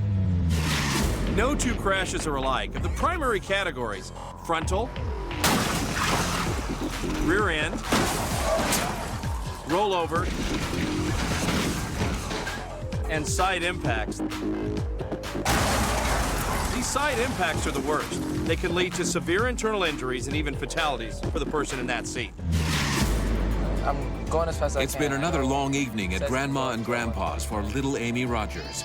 After all, when you're only 2 years old, time can pass slowly, especially when Mommy and Daddy aren't happy. And they aren't happy.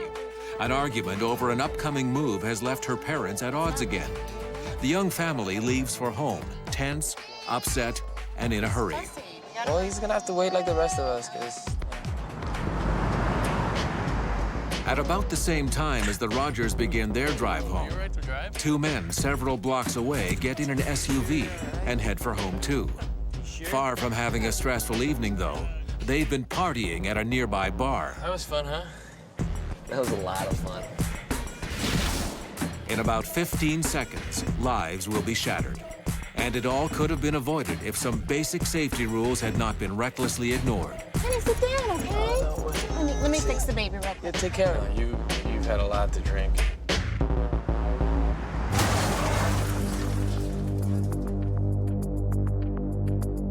At approximately 11 p.m. on a hot Arizona night, accident investigator John Heineman is called out to the crash scene. How many victims again? 3 victims. The information I received from our desk sergeant, who got a hold of me that night, was that we had 2 vehicles involved, an SUV and a sedan. There was 3 victims. It's a very bad one. The SUV is in the middle of the road. The car is on the curb, and a traffic light pole has been knocked down. Heineman believes one of these vehicles must have tried to run a red light. It's his job now to figure out exactly what happened and who, if anyone, was at fault. When I got the call that there was 3 victims, immediately knew this was going to be a bad crash. Hey, Doug, Tom, hey, we got one. Knowing that, Heineman asks his partner, Doug Kramer, to help him. The crash scene is a real calamity, even to a couple of policemen who've seen plenty of crashes. It's not the wreckage, as bad as that is. What strikes Heineman and Kramer is that there are bodies everywhere they look. Little Amy's parents are pronounced dead at the scene. Yeah, again, no seatbelt here. Both have suffered major head trauma and internal bleeding. In the SUV, passenger Peter O'Sullivan is also dead after smashing his head into the windshield and suffering 2 massive skull fractures. It appears the only survivor is the driver of the SUV, John Lowry. Looking at what is left of the SUV, Heineman is surprised to learn that Lowry suffered only minor injuries, not much more than a cut on his face. Apart from the physical evidence, Lowry is the only one who can talk about what happened. Everybody else is dead. At the scene, we didn't have there was no independent witnesses to this collision, and we needed to know who ran the red light. That was a key for us. And went to the hospital, try and get some information out of the driver. Before being transported to the hospital, Lowry tells investigators that it was the other car that ran the red light and hit him. A crash at a traffic signal-controlled intersection suggests one of 2 things. First, it could be that the lights malfunctioned. That's usually unlikely.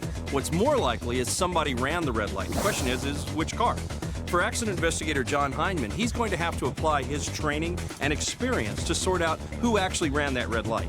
At this point, one thing's for certain. He knows he has a side impact, and for occupants in a passenger car, that's the worst kind of crash to be in. On the front of a vehicle, we have all this distance, all this space we can crush. You've heard of crumple zones. Well, that's what's built into the front of a vehicle. You can't really make the side of a vehicle any wider. We're limited. And the best you can do, perhaps, is some side impact airbags. There's not much room here. If you're on the side and you're hit on the side, you're the first one at the point of impact.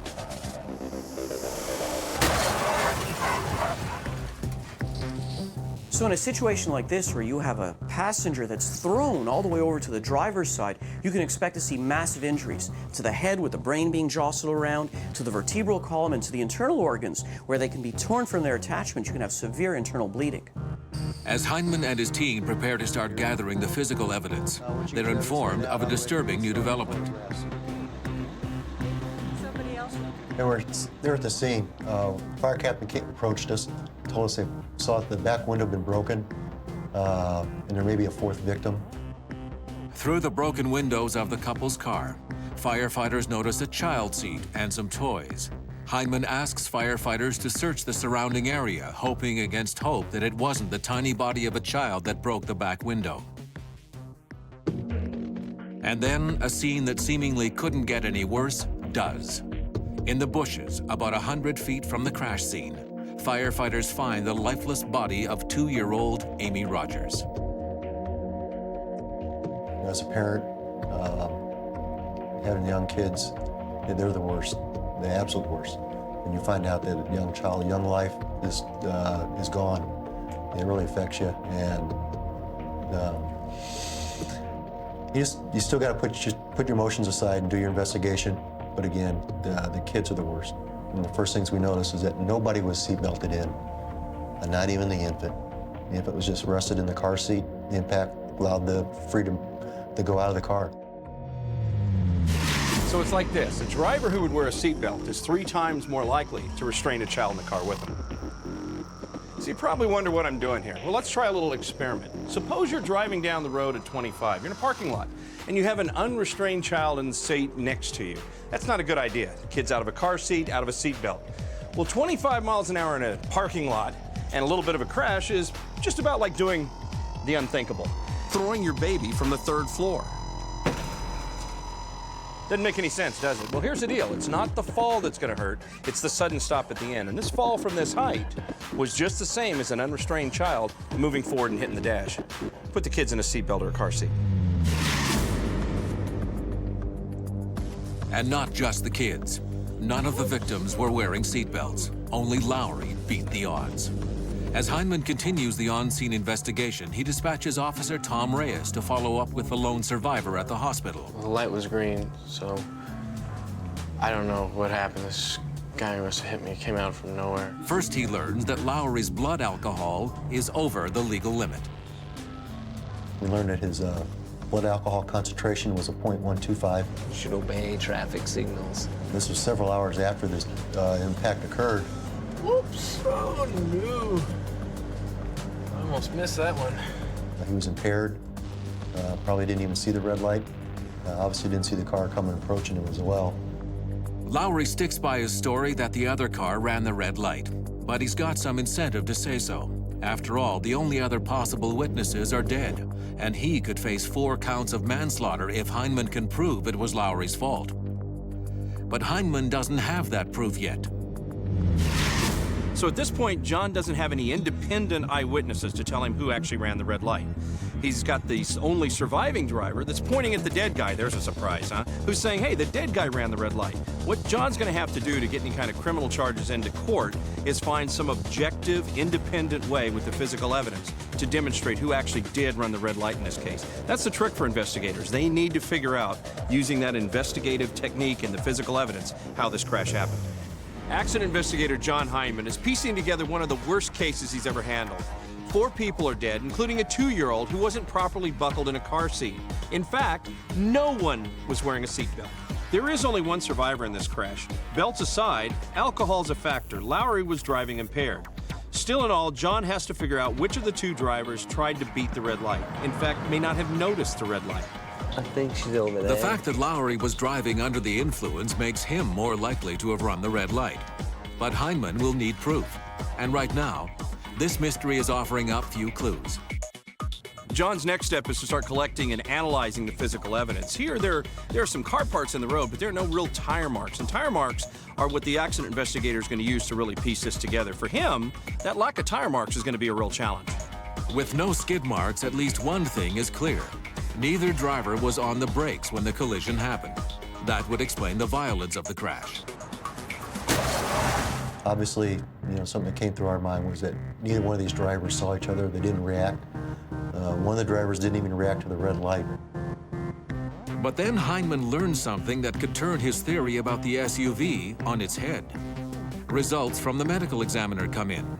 It turns out Kevin Rogers was also impaired, not by alcohol, but by methamphetamine. Did you take something? I took something. I'm with the guys. What do you expect me to do? We knew we had one impaired driver, and we kind of had a hunch that he may be the one that ran the red signal.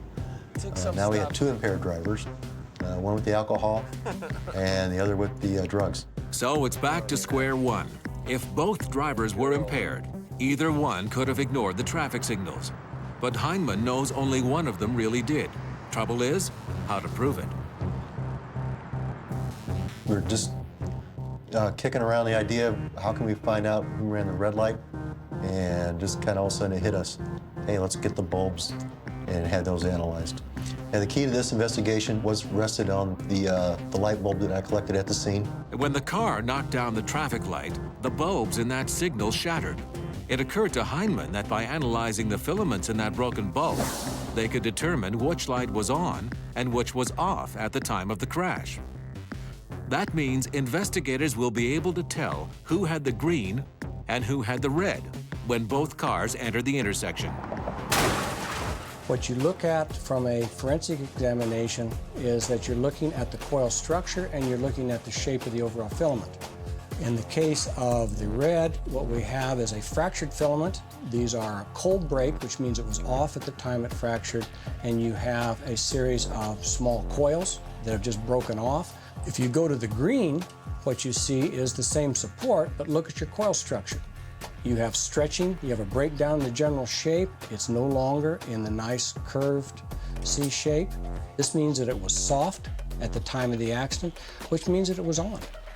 So because of this type of deformation, we are able to say that the green lamp was on at the time that the vehicle struck the pole. The hard filament in the cold red light shattered, but soft filaments in the hot green light only bent. Since the downed pole was facing Alex Rogers' car, it's immediately obvious to investigators that he had the green light when he entered the intersection. What happened was we had the sedan approaching on a red light. The speed wasn't very great. The signal turned green for the sedan. Went not very fast, 25, 30 miles through the intersection, and was T-boned by the SUV at a high rate of speed, which we felt ran the red light. With the results of the test on the traffic lights, John Heineman can now replay the sequence of events that led to the fatal collision. Amy Rogers and her parents were on their way back home. They were about to cross an intersection, the same intersection John Lowry and his friend were approaching. The family had the green light. The SUV had the red, but never stopped. Nobody was on the brakes when the vehicles collided. Both drivers were impaired, Lowry because of alcohol, Amy's father by drugs, and no one was wearing a seatbelt. The tragic results of all these factors led to 4 people dead and only 1 survivor. John Lowry's the only survivor in this crash. Like is so often the case, a drunk driver responsible for a collision walks away from it, but he won't get away for long. Because the other driver was also impaired, Lowry was not charged with the maximum sentence. He finally pled guilty and received a sentence of 8 years in prison. In the real world, as in dreams, nothing is quite as it seems. Look, I didn't write that, Dean Koontz did, but I've certainly experienced that as an accident investigator. This job is anything but routine. Every once in a while, you run across a case that makes you say, and I thought I'd seen everything. Well, this case is a perfect example. On an early April evening in New Jersey, a 911 call comes in. Yes, there's a body lying in the middle of the road at Robertson Way. Looks like he got hit by a car.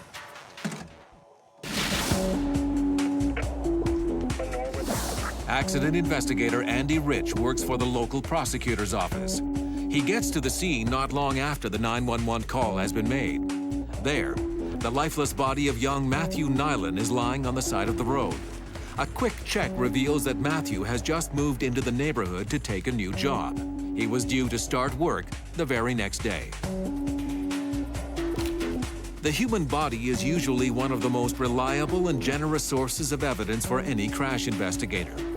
But in this case, the body actually deepens the mystery because it doesn't show any of the usual signs of a hit and run. You've got a pedestrian, you've got some debris in the roadway. Anything else you're going to work on? Well, right now all I have is ankle injury and some blood coming from the ankle. I don't have any typical injuries I would normally see on a pedestrian hit. Things like bumper contact to the leg, that sort of thing? Yeah, lower extremity fractures, head injuries, glass in the hair. I don't have any of that. At first glance, Andy has no idea what led to this young man's untimely death. One thing he does know is that the clock is ticking. When you're dealing with a hit and run, time is a big factor. It's very easy to get rid of a car. You can fix it, wash evidence off. The scene is particularly small and quiet. No witnesses, no bystanders, and little physical evidence. But over by the body, Andy comes across his first clue. There was one skid mark, and it was very close to the body, and it appeared to be fresh. And we could tell a fresh skid mark from one that may be old. You look at the dirt dispersed around the tire mark. Is it covering the tire mark, or is there obviously a cleaning to the roadway where the dirt's been disturbed? There's also, you could tell if it's a faded skid mark from one that has a lot of fresh rubber laid down. This single skid mark tends to support the hit and run scenario. The driver could have stomped on the brakes to try to avoid hitting the young man. A little further down the street, there's another possible clue. Tire prints made in the ground just off the side of the road. The tire prints were on the tree belt, and the tree belt is a grassy area that's between the sidewalk and the street. That kind of leads to the scenario that maybe the car goes out of control and then winds up driving off the roadway onto the tree belt. Andy, how's this car involved? Well, we ran the plates on all the cars that were parked on this road, and we found out that this one belongs to the victim. So far, it seems as if Matthew Nyland was leaving his apartment and crossing the street when 50 feet or so down the road, another car went up onto the tree belt. The driver lost control and tried to stop before hitting him, but he couldn't. Instead of sticking around, he fled the scene, leaving Matthew to die. Up to now, there's no indication that this is anything other than a hit and run. But after a closer inspection of the scene, a puzzling find next to the victim's body threatens to deepen the mystery even further. We did find a hat that was next to the body, and that's also something else that was very odd. It was a 25-mile-per-hour speed zone, and I would expect to find a body approximately 40 feet from the hat, not the hat 3 feet from the body. It just shouldn't happen. Now, the reason that the hat, or for example, a pair of glasses, may not end up near a body that's been hit by a car has to do with crash dynamics. I know a thing or two about crash dynamics, but so does Jerry Eubanks. He's an expert in pedestrian crash analysis. Okay, so Jerry, we got the pedestrian set. You're going to be watching for the hat and the glasses. What else? Hat and the glasses and shoes. We got 2 shoes that are untied this time, so they should go far down line, maybe 40, 50, 60 feet. Hat and the glasses should stay in this area of impact, although if the glasses are hit by the windshield, they'll start traveling down line. So glasses, hat, good indication of the area of impact. Area of impact, not a point of impact. All right, let's make this happen. Okay.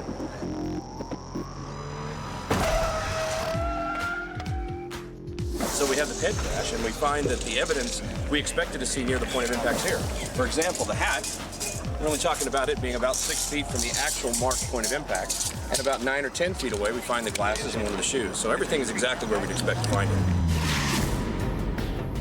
Back in New Jersey, Andy Rich has Matthew Nyland's body and the hat Nyland was wearing almost right next to each other, not widely separated as the crash dynamics would suggest. Yet a 911 caller claimed Nyland was the victim of a hit and run. For Rich, the evidence is just not adding up. The body of 23-year-old Matthew Nyland's lying on the side of the road in suburban New Jersey. We've all seen this before. 1 minute, a healthy young kid. The next minute, a grieving family trying to pick up the pieces. Andy Rich is the first stop on that long road. He's here to find out exactly what caused Matthew's death, both for the parents and the authorities. But this case is getting stranger by the moment. Anytime two objects come in contact with each other, there's going to be a transfer of evidence. We walk the grid, and we walk up and down the roadway, and then we walk up and down the roadway crossways. And we change directions. And there were no parts. There were no automotive parts. There were no paint chips. In fact, the car should not be the only source of evidence in this case. Matthew Nyland's body should also show signs of the collision. Here's why. So, Jerry, accident investigators working pedestrian crashes are going to find evidence from the body on the road, right? Yes. What kind of evidence do they look for? Well, as in this case, we've got clothing fabric. You can find hair, blood, and flesh. Shoe prints also. Do you have to be dragged by the car for this to show up? No, in this case, we had the dummy thrown, and when he hits the ground, we get these larger marks, and the smaller mark is a secondary bounce. So just sliding will get that transfer? Yes. After the body gets hit by the car, and it's sliding around along the ground, this guy's wearing jeans. Normally, I would expect to find some jean transfer, blue material, that gets rubbed off the jeans onto the pavement. Back in New Jersey, Andy Rich can't find any signs of transfer at the crash site. But then, just as they're wrapping up their on-scene investigation, Andy gets his first lucky break. Broken glass has been found on a nearby street, glass that may have come from the fleeing car. What could have happened here is maybe some headlight glass could have broken, got caught on the bumper. The driver takes a very hard turn, and now that glass, because of the force from the turning, gets thrown off that car a block away. But on closer inspection, Andy's first promising lead quickly evaporates. It looked like window glass from the side or the rear windshield of a car, not the front. When a front windshield breaks, it stays together because it's laminated. Whereas when the side windows break, they turn into little popcorn-sized kernels, and you just see these little fragments all over the ground. That's what we had here. You know, why a pedestrian would hit and break a side window or a rear window. And I'm looking at it, it doesn't look right, and we interviewed the neighbors, and the neighbors tell us, no, that was there for about a couple of weeks, and the local police actually took a report on it. Andy and his team leave the accident scene no closer to unlocking the mystery of Matthew Nyland's death. But he can't stop thinking about the case. It's got his mind going. The absence of physical evidence, the hat next to Matthew's body, the strange ankle injury. Something's just not right. And then, later that night, it comes to him. As normal, I think about what happened at the scene. You know, did I miss anything? And I started thinking, if I jumped from the roof of the apartment building, where would I land? And I just started thinking about that. It's now the next morning. Rich has been working on the case for more than 12 hours. In the early daylight, he goes back to the scene to take a few measurements at the nearby apartment building. If someone were to jump off the roof or get pushed, they'd land just about where Nyland's body was found. The case has taken a brand new turn. Nyland may have been killed or committed suicide, but Rich isn't concluding anything just yet. Just because that body was found where I theoretically would think it should have ended up after jumping from that building doesn't mean that that's what happens. But still, Andy now has a solid working theory that can be validated by further examination of the body. Injuries from a fall are very different from those caused by a car hitting somebody on the street. It was important to see what the medical examiner had to say. Hello. Hey, Andy, how are you? Okay, what happened? Well, I want to talk to you about this pattern of fractures on the legs. He's got an oblique fracture in the right thigh, a fracture of the left lower leg, And the interesting pattern of fractures is symmetrical fractures at the ankles. And looking at the x-rays, the way the fractures are situated, to me it's much more consistent with falling from a height and not from a direct motor vehicle impact. Okay, thank you. The medical examiner confirms that Matthew's 2 broken ankles are not at all consistent with a hit and run. But those injuries would correspond with a fall from a height. Judd, as an expert in collision trauma biomechanics, you see certain types of injuries, and are pedestrian injuries, are they consistent with just that type of event, or are they common to other events? Pedestrians have a very unique injury pattern. You see very telltale evidence of contact and specific injury patterns to the lower extremity, as well as damage as you proceed, typically up one side of the body, also to the head area. So there is a very distinct pattern. Things are finally coming together for Andy Rich. But there are more checks to be made. He gets a warrant to search the roof of Matthew Nyland's apartment building. He wants to verify a couple of things he found on one of Nyland's running shoes. What was found on the bottom of the sneaker, wedged into the treads of the sneaker, was a pebble.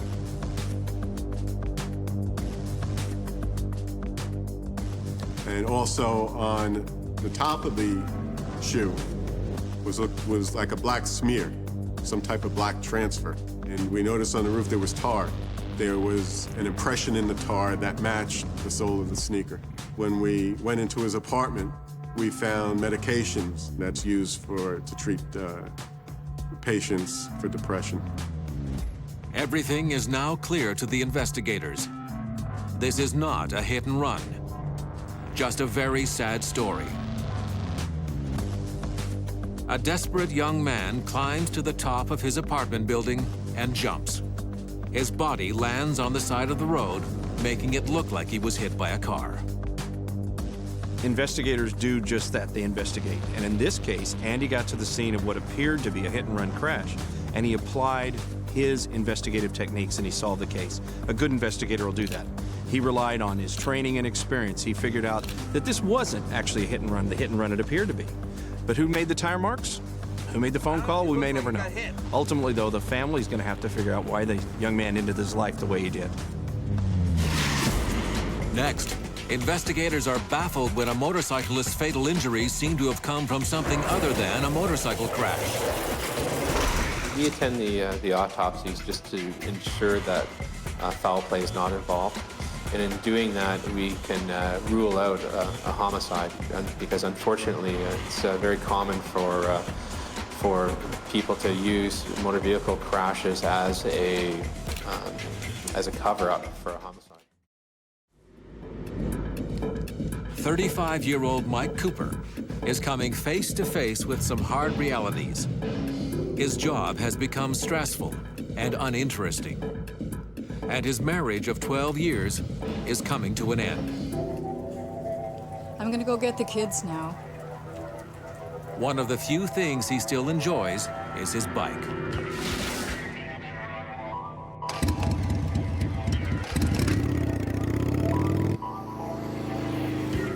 After a long ride lasting well into the evening, Cooper is returning home when suddenly disaster strikes. On a seemingly harmless corner that he has ridden past hundreds of times, his bike goes down. Trapped under the weight of it, he slides into oncoming traffic and is hit by an approaching SUV. Pronounced dead at the scene, Mike Cooper's body is taken to a nearby hospital. The driver of the SUV, Marcus Schrader, is visibly shaken and waits for a team of collision reconstructionists led by Constable Jeff Vance to arrive. A motorcycle rider himself, Vance will need to answer a series of key questions. What would cause a bike to slide out of control on a quiet residential street? And was someone or something responsible for this wreck? I approach every investigation like there's endless possibilities that are the root cause of the crash. Once you make an assumption where it's a high speed involved, well, then you have to look at the root causes behind that. What else is going on? Is the accelerator stuck? Is there a mechanical defect? Is it an attempt on the person's life? All of these possibilities have to be looked at and ruled out. Jeff Vance quickly takes in the scene. The SUV's front end is on top of the curb, with the bike wedged tightly underneath it. Both vehicles lie barely 10 feet past the point of impact. Right away, it's obvious to investigators that Mike Cooper's motorcycle offered him little protection in the crash. There was just some minor undercarriage damage to the sport utility vehicle, and that only made sense. And the motorcycle itself, there were some significant forces that actually acted upon that, which caused the entire frame to twist, as well as the engine itself to break. The motorcycle and the driver, within milliseconds, changed direction. And you can only imagine the force on the human body associated with that. But also, too, if you can imagine the sport utility vehicle, because it is higher, if someone is sliding along, they go underneath it, there's not only a force pushing them in the opposite direction, as well as there's also a downward force on the occupant and the motorcycle. And this, in turn, projected the driver approximately 45 feet from the area of impact. Constable Jeff Vance has a pretty horrific crash scene on his hands. Got a motorcycle crashed head-on into an SUV. Doesn't need a physics degree to figure out who's going to win that battle. Now, what he's got left over is the SUV driver who's telling one version of the story. That's the human element. But he still has the vehicles and the environment to deal with. They'll tell the rest of the story. In the majority of investigations, it is the human element that poses the most difficulty for investigators. Survivors involved in fatal collisions can be severely traumatized by their experience. Their recollection of events is often clouded by guilt and remorse.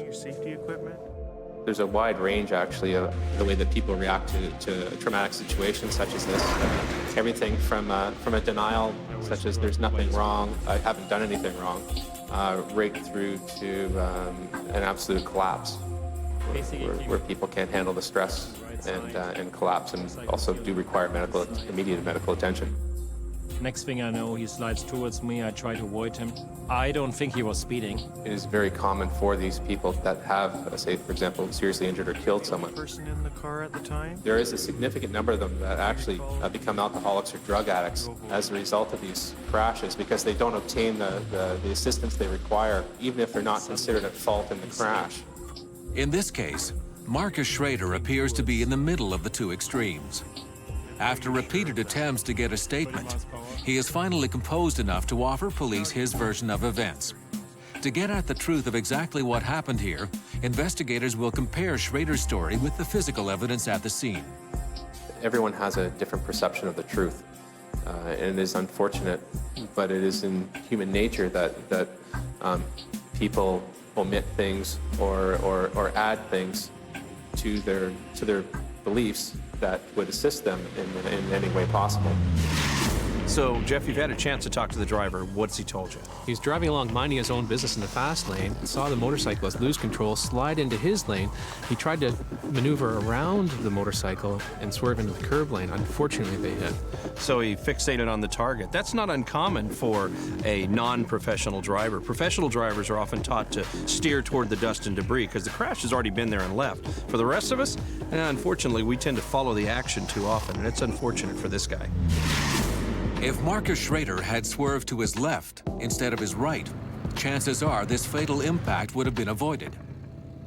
By steering to his right, Schrader inadvertently put his SUV on a collision course with the motorcycle. However, investigators find no evidence his SUV was skidding before impact, suggesting his speed was low and that he had little time to react. Working back from the SUV, they are able to follow debris and scrapes left by Cooper's motorcycle to a tire mark on the opposite side of the road. The absence of skid marks and the trail of motorcycle debris leading up to the point of impact clearly indicate that the SUV did not collide with the bike before it went down. Schrader's version of events appears to be the truth. It appears that Mike Cooper's bike simply fell and slid across the road into the path of Schrader's SUV. The big question is why? So when you take a look at this crash scene, we're still trying to figure out what would cause this guy to lay the bike down and end up underneath the SUV. Well, one of the issues is speed, or potentially is speed. So Jeff's looking into the coefficient of friction, the stickiness of the roadway and tire combination, together with a little bit of math to try to figure out how fast this guy actually was going when he laid the bike down across the center line of the road. From the evidence littering the road, Jeff Vance determines that Mike Cooper was traveling at just 30 miles per hour when he lost control of his motorcycle. Slightly over the speed limit, but well under the capabilities of both the motorcycle and its experienced rider. It was very important to determine how fast the motorcycle was driving and maneuvering the corner. He wasn't traveling at a high rate of speed, so it posed the question to me then what would cause it. If someone is going too fast for the corner and loses control, then it's completely understandable. But if someone's taking a corner around the speed limit, it just doesn't make sense for a motorcycle to lose control and for the driver to die as a result of it.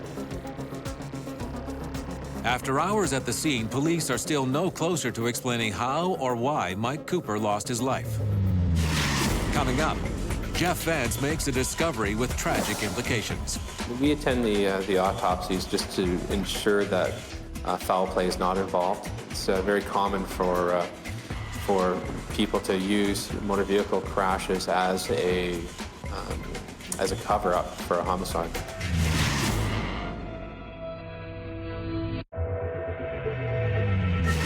A motorcyclist is dead after a crash with an SUV. Jeff Vance, the lead investigator in the case, has quite a puzzle on his hands. When a motorcycle's in a turn, there's sideways forces and up and down forces acting on the bike. You adjust those forces by your lean angle, adjusting your speed, and braking. Jeff's wondering, did the rider in this case actually do something that upset that balance? He's hoping the body will give him some clues. We attend the autopsies just to ensure that foul play is not involved, and we do that through ensuring that the injury profile on the individual is consistent with the damage to the vehicles and the accident scene. And in doing that, we can rule out a homicide, because unfortunately it's very common for people to use motor vehicle crashes as a cover-up for a homicide. The medical exam reveals that the victim's leg was badly scraped and his foot crushed. His skin was literally torn inside out during the slide-out and the impact with the SUV. The injury is horrific, but not fatal. A toxicology report shows alcohol in the bloodstream at the time of his death. But the levels are so low, Jeff Vance quickly discounts any theory that Mike Cooper was driving while impaired. As the autopsy draws to a close, the medical examiner calls Jeff's attention to the victim's head x-rays. They clearly reveal the cause of death, but they also send the entire investigation back to the starting line. A hole in the skull, just above the left eye, produced massive trauma and significant blood loss. A helmet was recovered at the crash scene, but this injury suggests a helmet was not being worn at the time of the collision. When could the injury have occurred? Did Mike Cooper hit something that caused him to lose control of his motorcycle? Or did something or someone hit him? Jeff Vance will need to carefully re-examine the bike to find the answers. When a motorcycle hits a car, you don't expect them to die of a puncture wound to the head, especially if they're wearing a helmet. More typically, you'd expect them to have had injuries to their neck or to their internal organs. Their aorta can even be just torn off and they can bleed internally and die within minutes. Back at the police garage, Jeff Vance now knows what killed Mike Cooper, a puncture wound to the head. Revealing how the wound was caused will determine if the crash was an elaborate hoax to cover another crime or a catastrophic failure of a vital piece of safety equipment. Examining his personal effects, Jeff Vance quickly determines that Mike Cooper sealed his own fate the moment he put on his most important piece of protective gear, his helmet. Examination of the helmet itself, the label that was on the inside stating that this was a novelty helmet not meant for safety purposes. There is no padding on the inside at all, which has no energy absorption material at all. And this would also explain some of the trauma to this driver's head as well. If you can imagine the motorcycle sliding on its side, moving across 3 lanes of traffic, and being struck by a northbound sport utility vehicle. So basically, his head went up and struck the turn signal on the handlebar of the motorcycle, because that also hit the sport utility vehicle's bumper.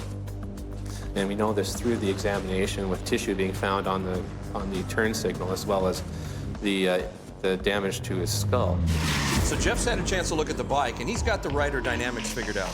As the rider went into the slide, he fell to the pavement, and the cheesy helmet struck the roadway, moving off his head and offering him less protection. So that when the bike hits the SUV, the rider goes forward, his unprotected head now hits the turn indicator.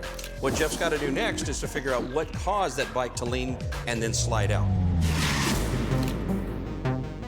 While examining the bike, trying to determine what caused Mike Cooper's fatal slide, investigator Jeff Vance is repeatedly drawn to the tires of his motorcycle. Shiny and slippery to the touch, it appears as if the sides had been polished with a product designed to keep car tires from fading or cracking. Could the polish have affected the motorcycle's handling on the night of the crash? Being a motorcycle rider myself, I know that the tires aren't that shiny. I went over and felt them, and there was a very slippery substance on them. And it actually went around the whole tread, except for the travel portion, a very thin, narrow strip on the center of the tire itself. I was thinking to myself, that's not right. And I thought to myself, well, that will significantly reduce the speed that this motorcycle will be able to take the corner. And I was thinking to myself, could this be it? Because I've never come across something like this before. So Jeff, do you have any working theories about why the bike went down? Yes, I found some contamination on the tires. They're really slippery, and I think that lowered the coefficient of friction between the tire and the road enough for the motorcycle to slide out. Can you give me a hand doing a lean test on the bike, just to see where the contamination starts? Sure, let's do that. What can I do for you? If you just lean the bike over towards me, and I'll let you know when the contamination touches the road.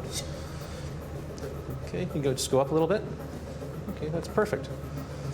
So what did you get? I got 20 degrees, and that's well within the normal range of a novice driver. A quick test in the garage shows that a 20-degree lean angle is all that is required to have the polished area of the tire meet the asphalt.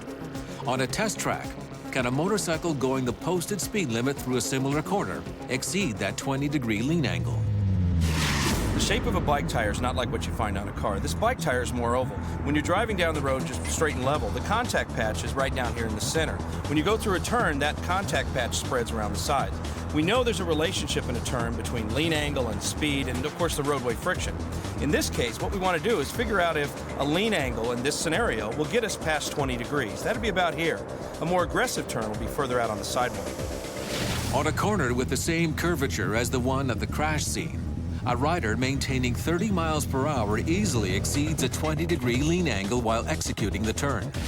Not a terribly taxing demonstration for our rider. He made it to 20 degrees without any difficulty. But if you change the friction at that point on the tire, you'd probably have this bike slide out. It's interesting. You got to wonder, why would someone put that much stuff on that kind of tire on purpose? It seems inconceivable that Mike Cooper, an experienced rider, would put a slippery automotive polish on his own tires, where it could actually contact the road. Jeff Vance continues to examine the hours leading up to the crash for any evidence that someone could have deliberately tampered with his bike. Homicide detectives follow up on the suspicions, but they can find nothing to suggest that foul play was a factor in the crash. Instead, it appears that Mike Cooper's zeal to have good-looking tires and a vintage helmet clouded his judgment.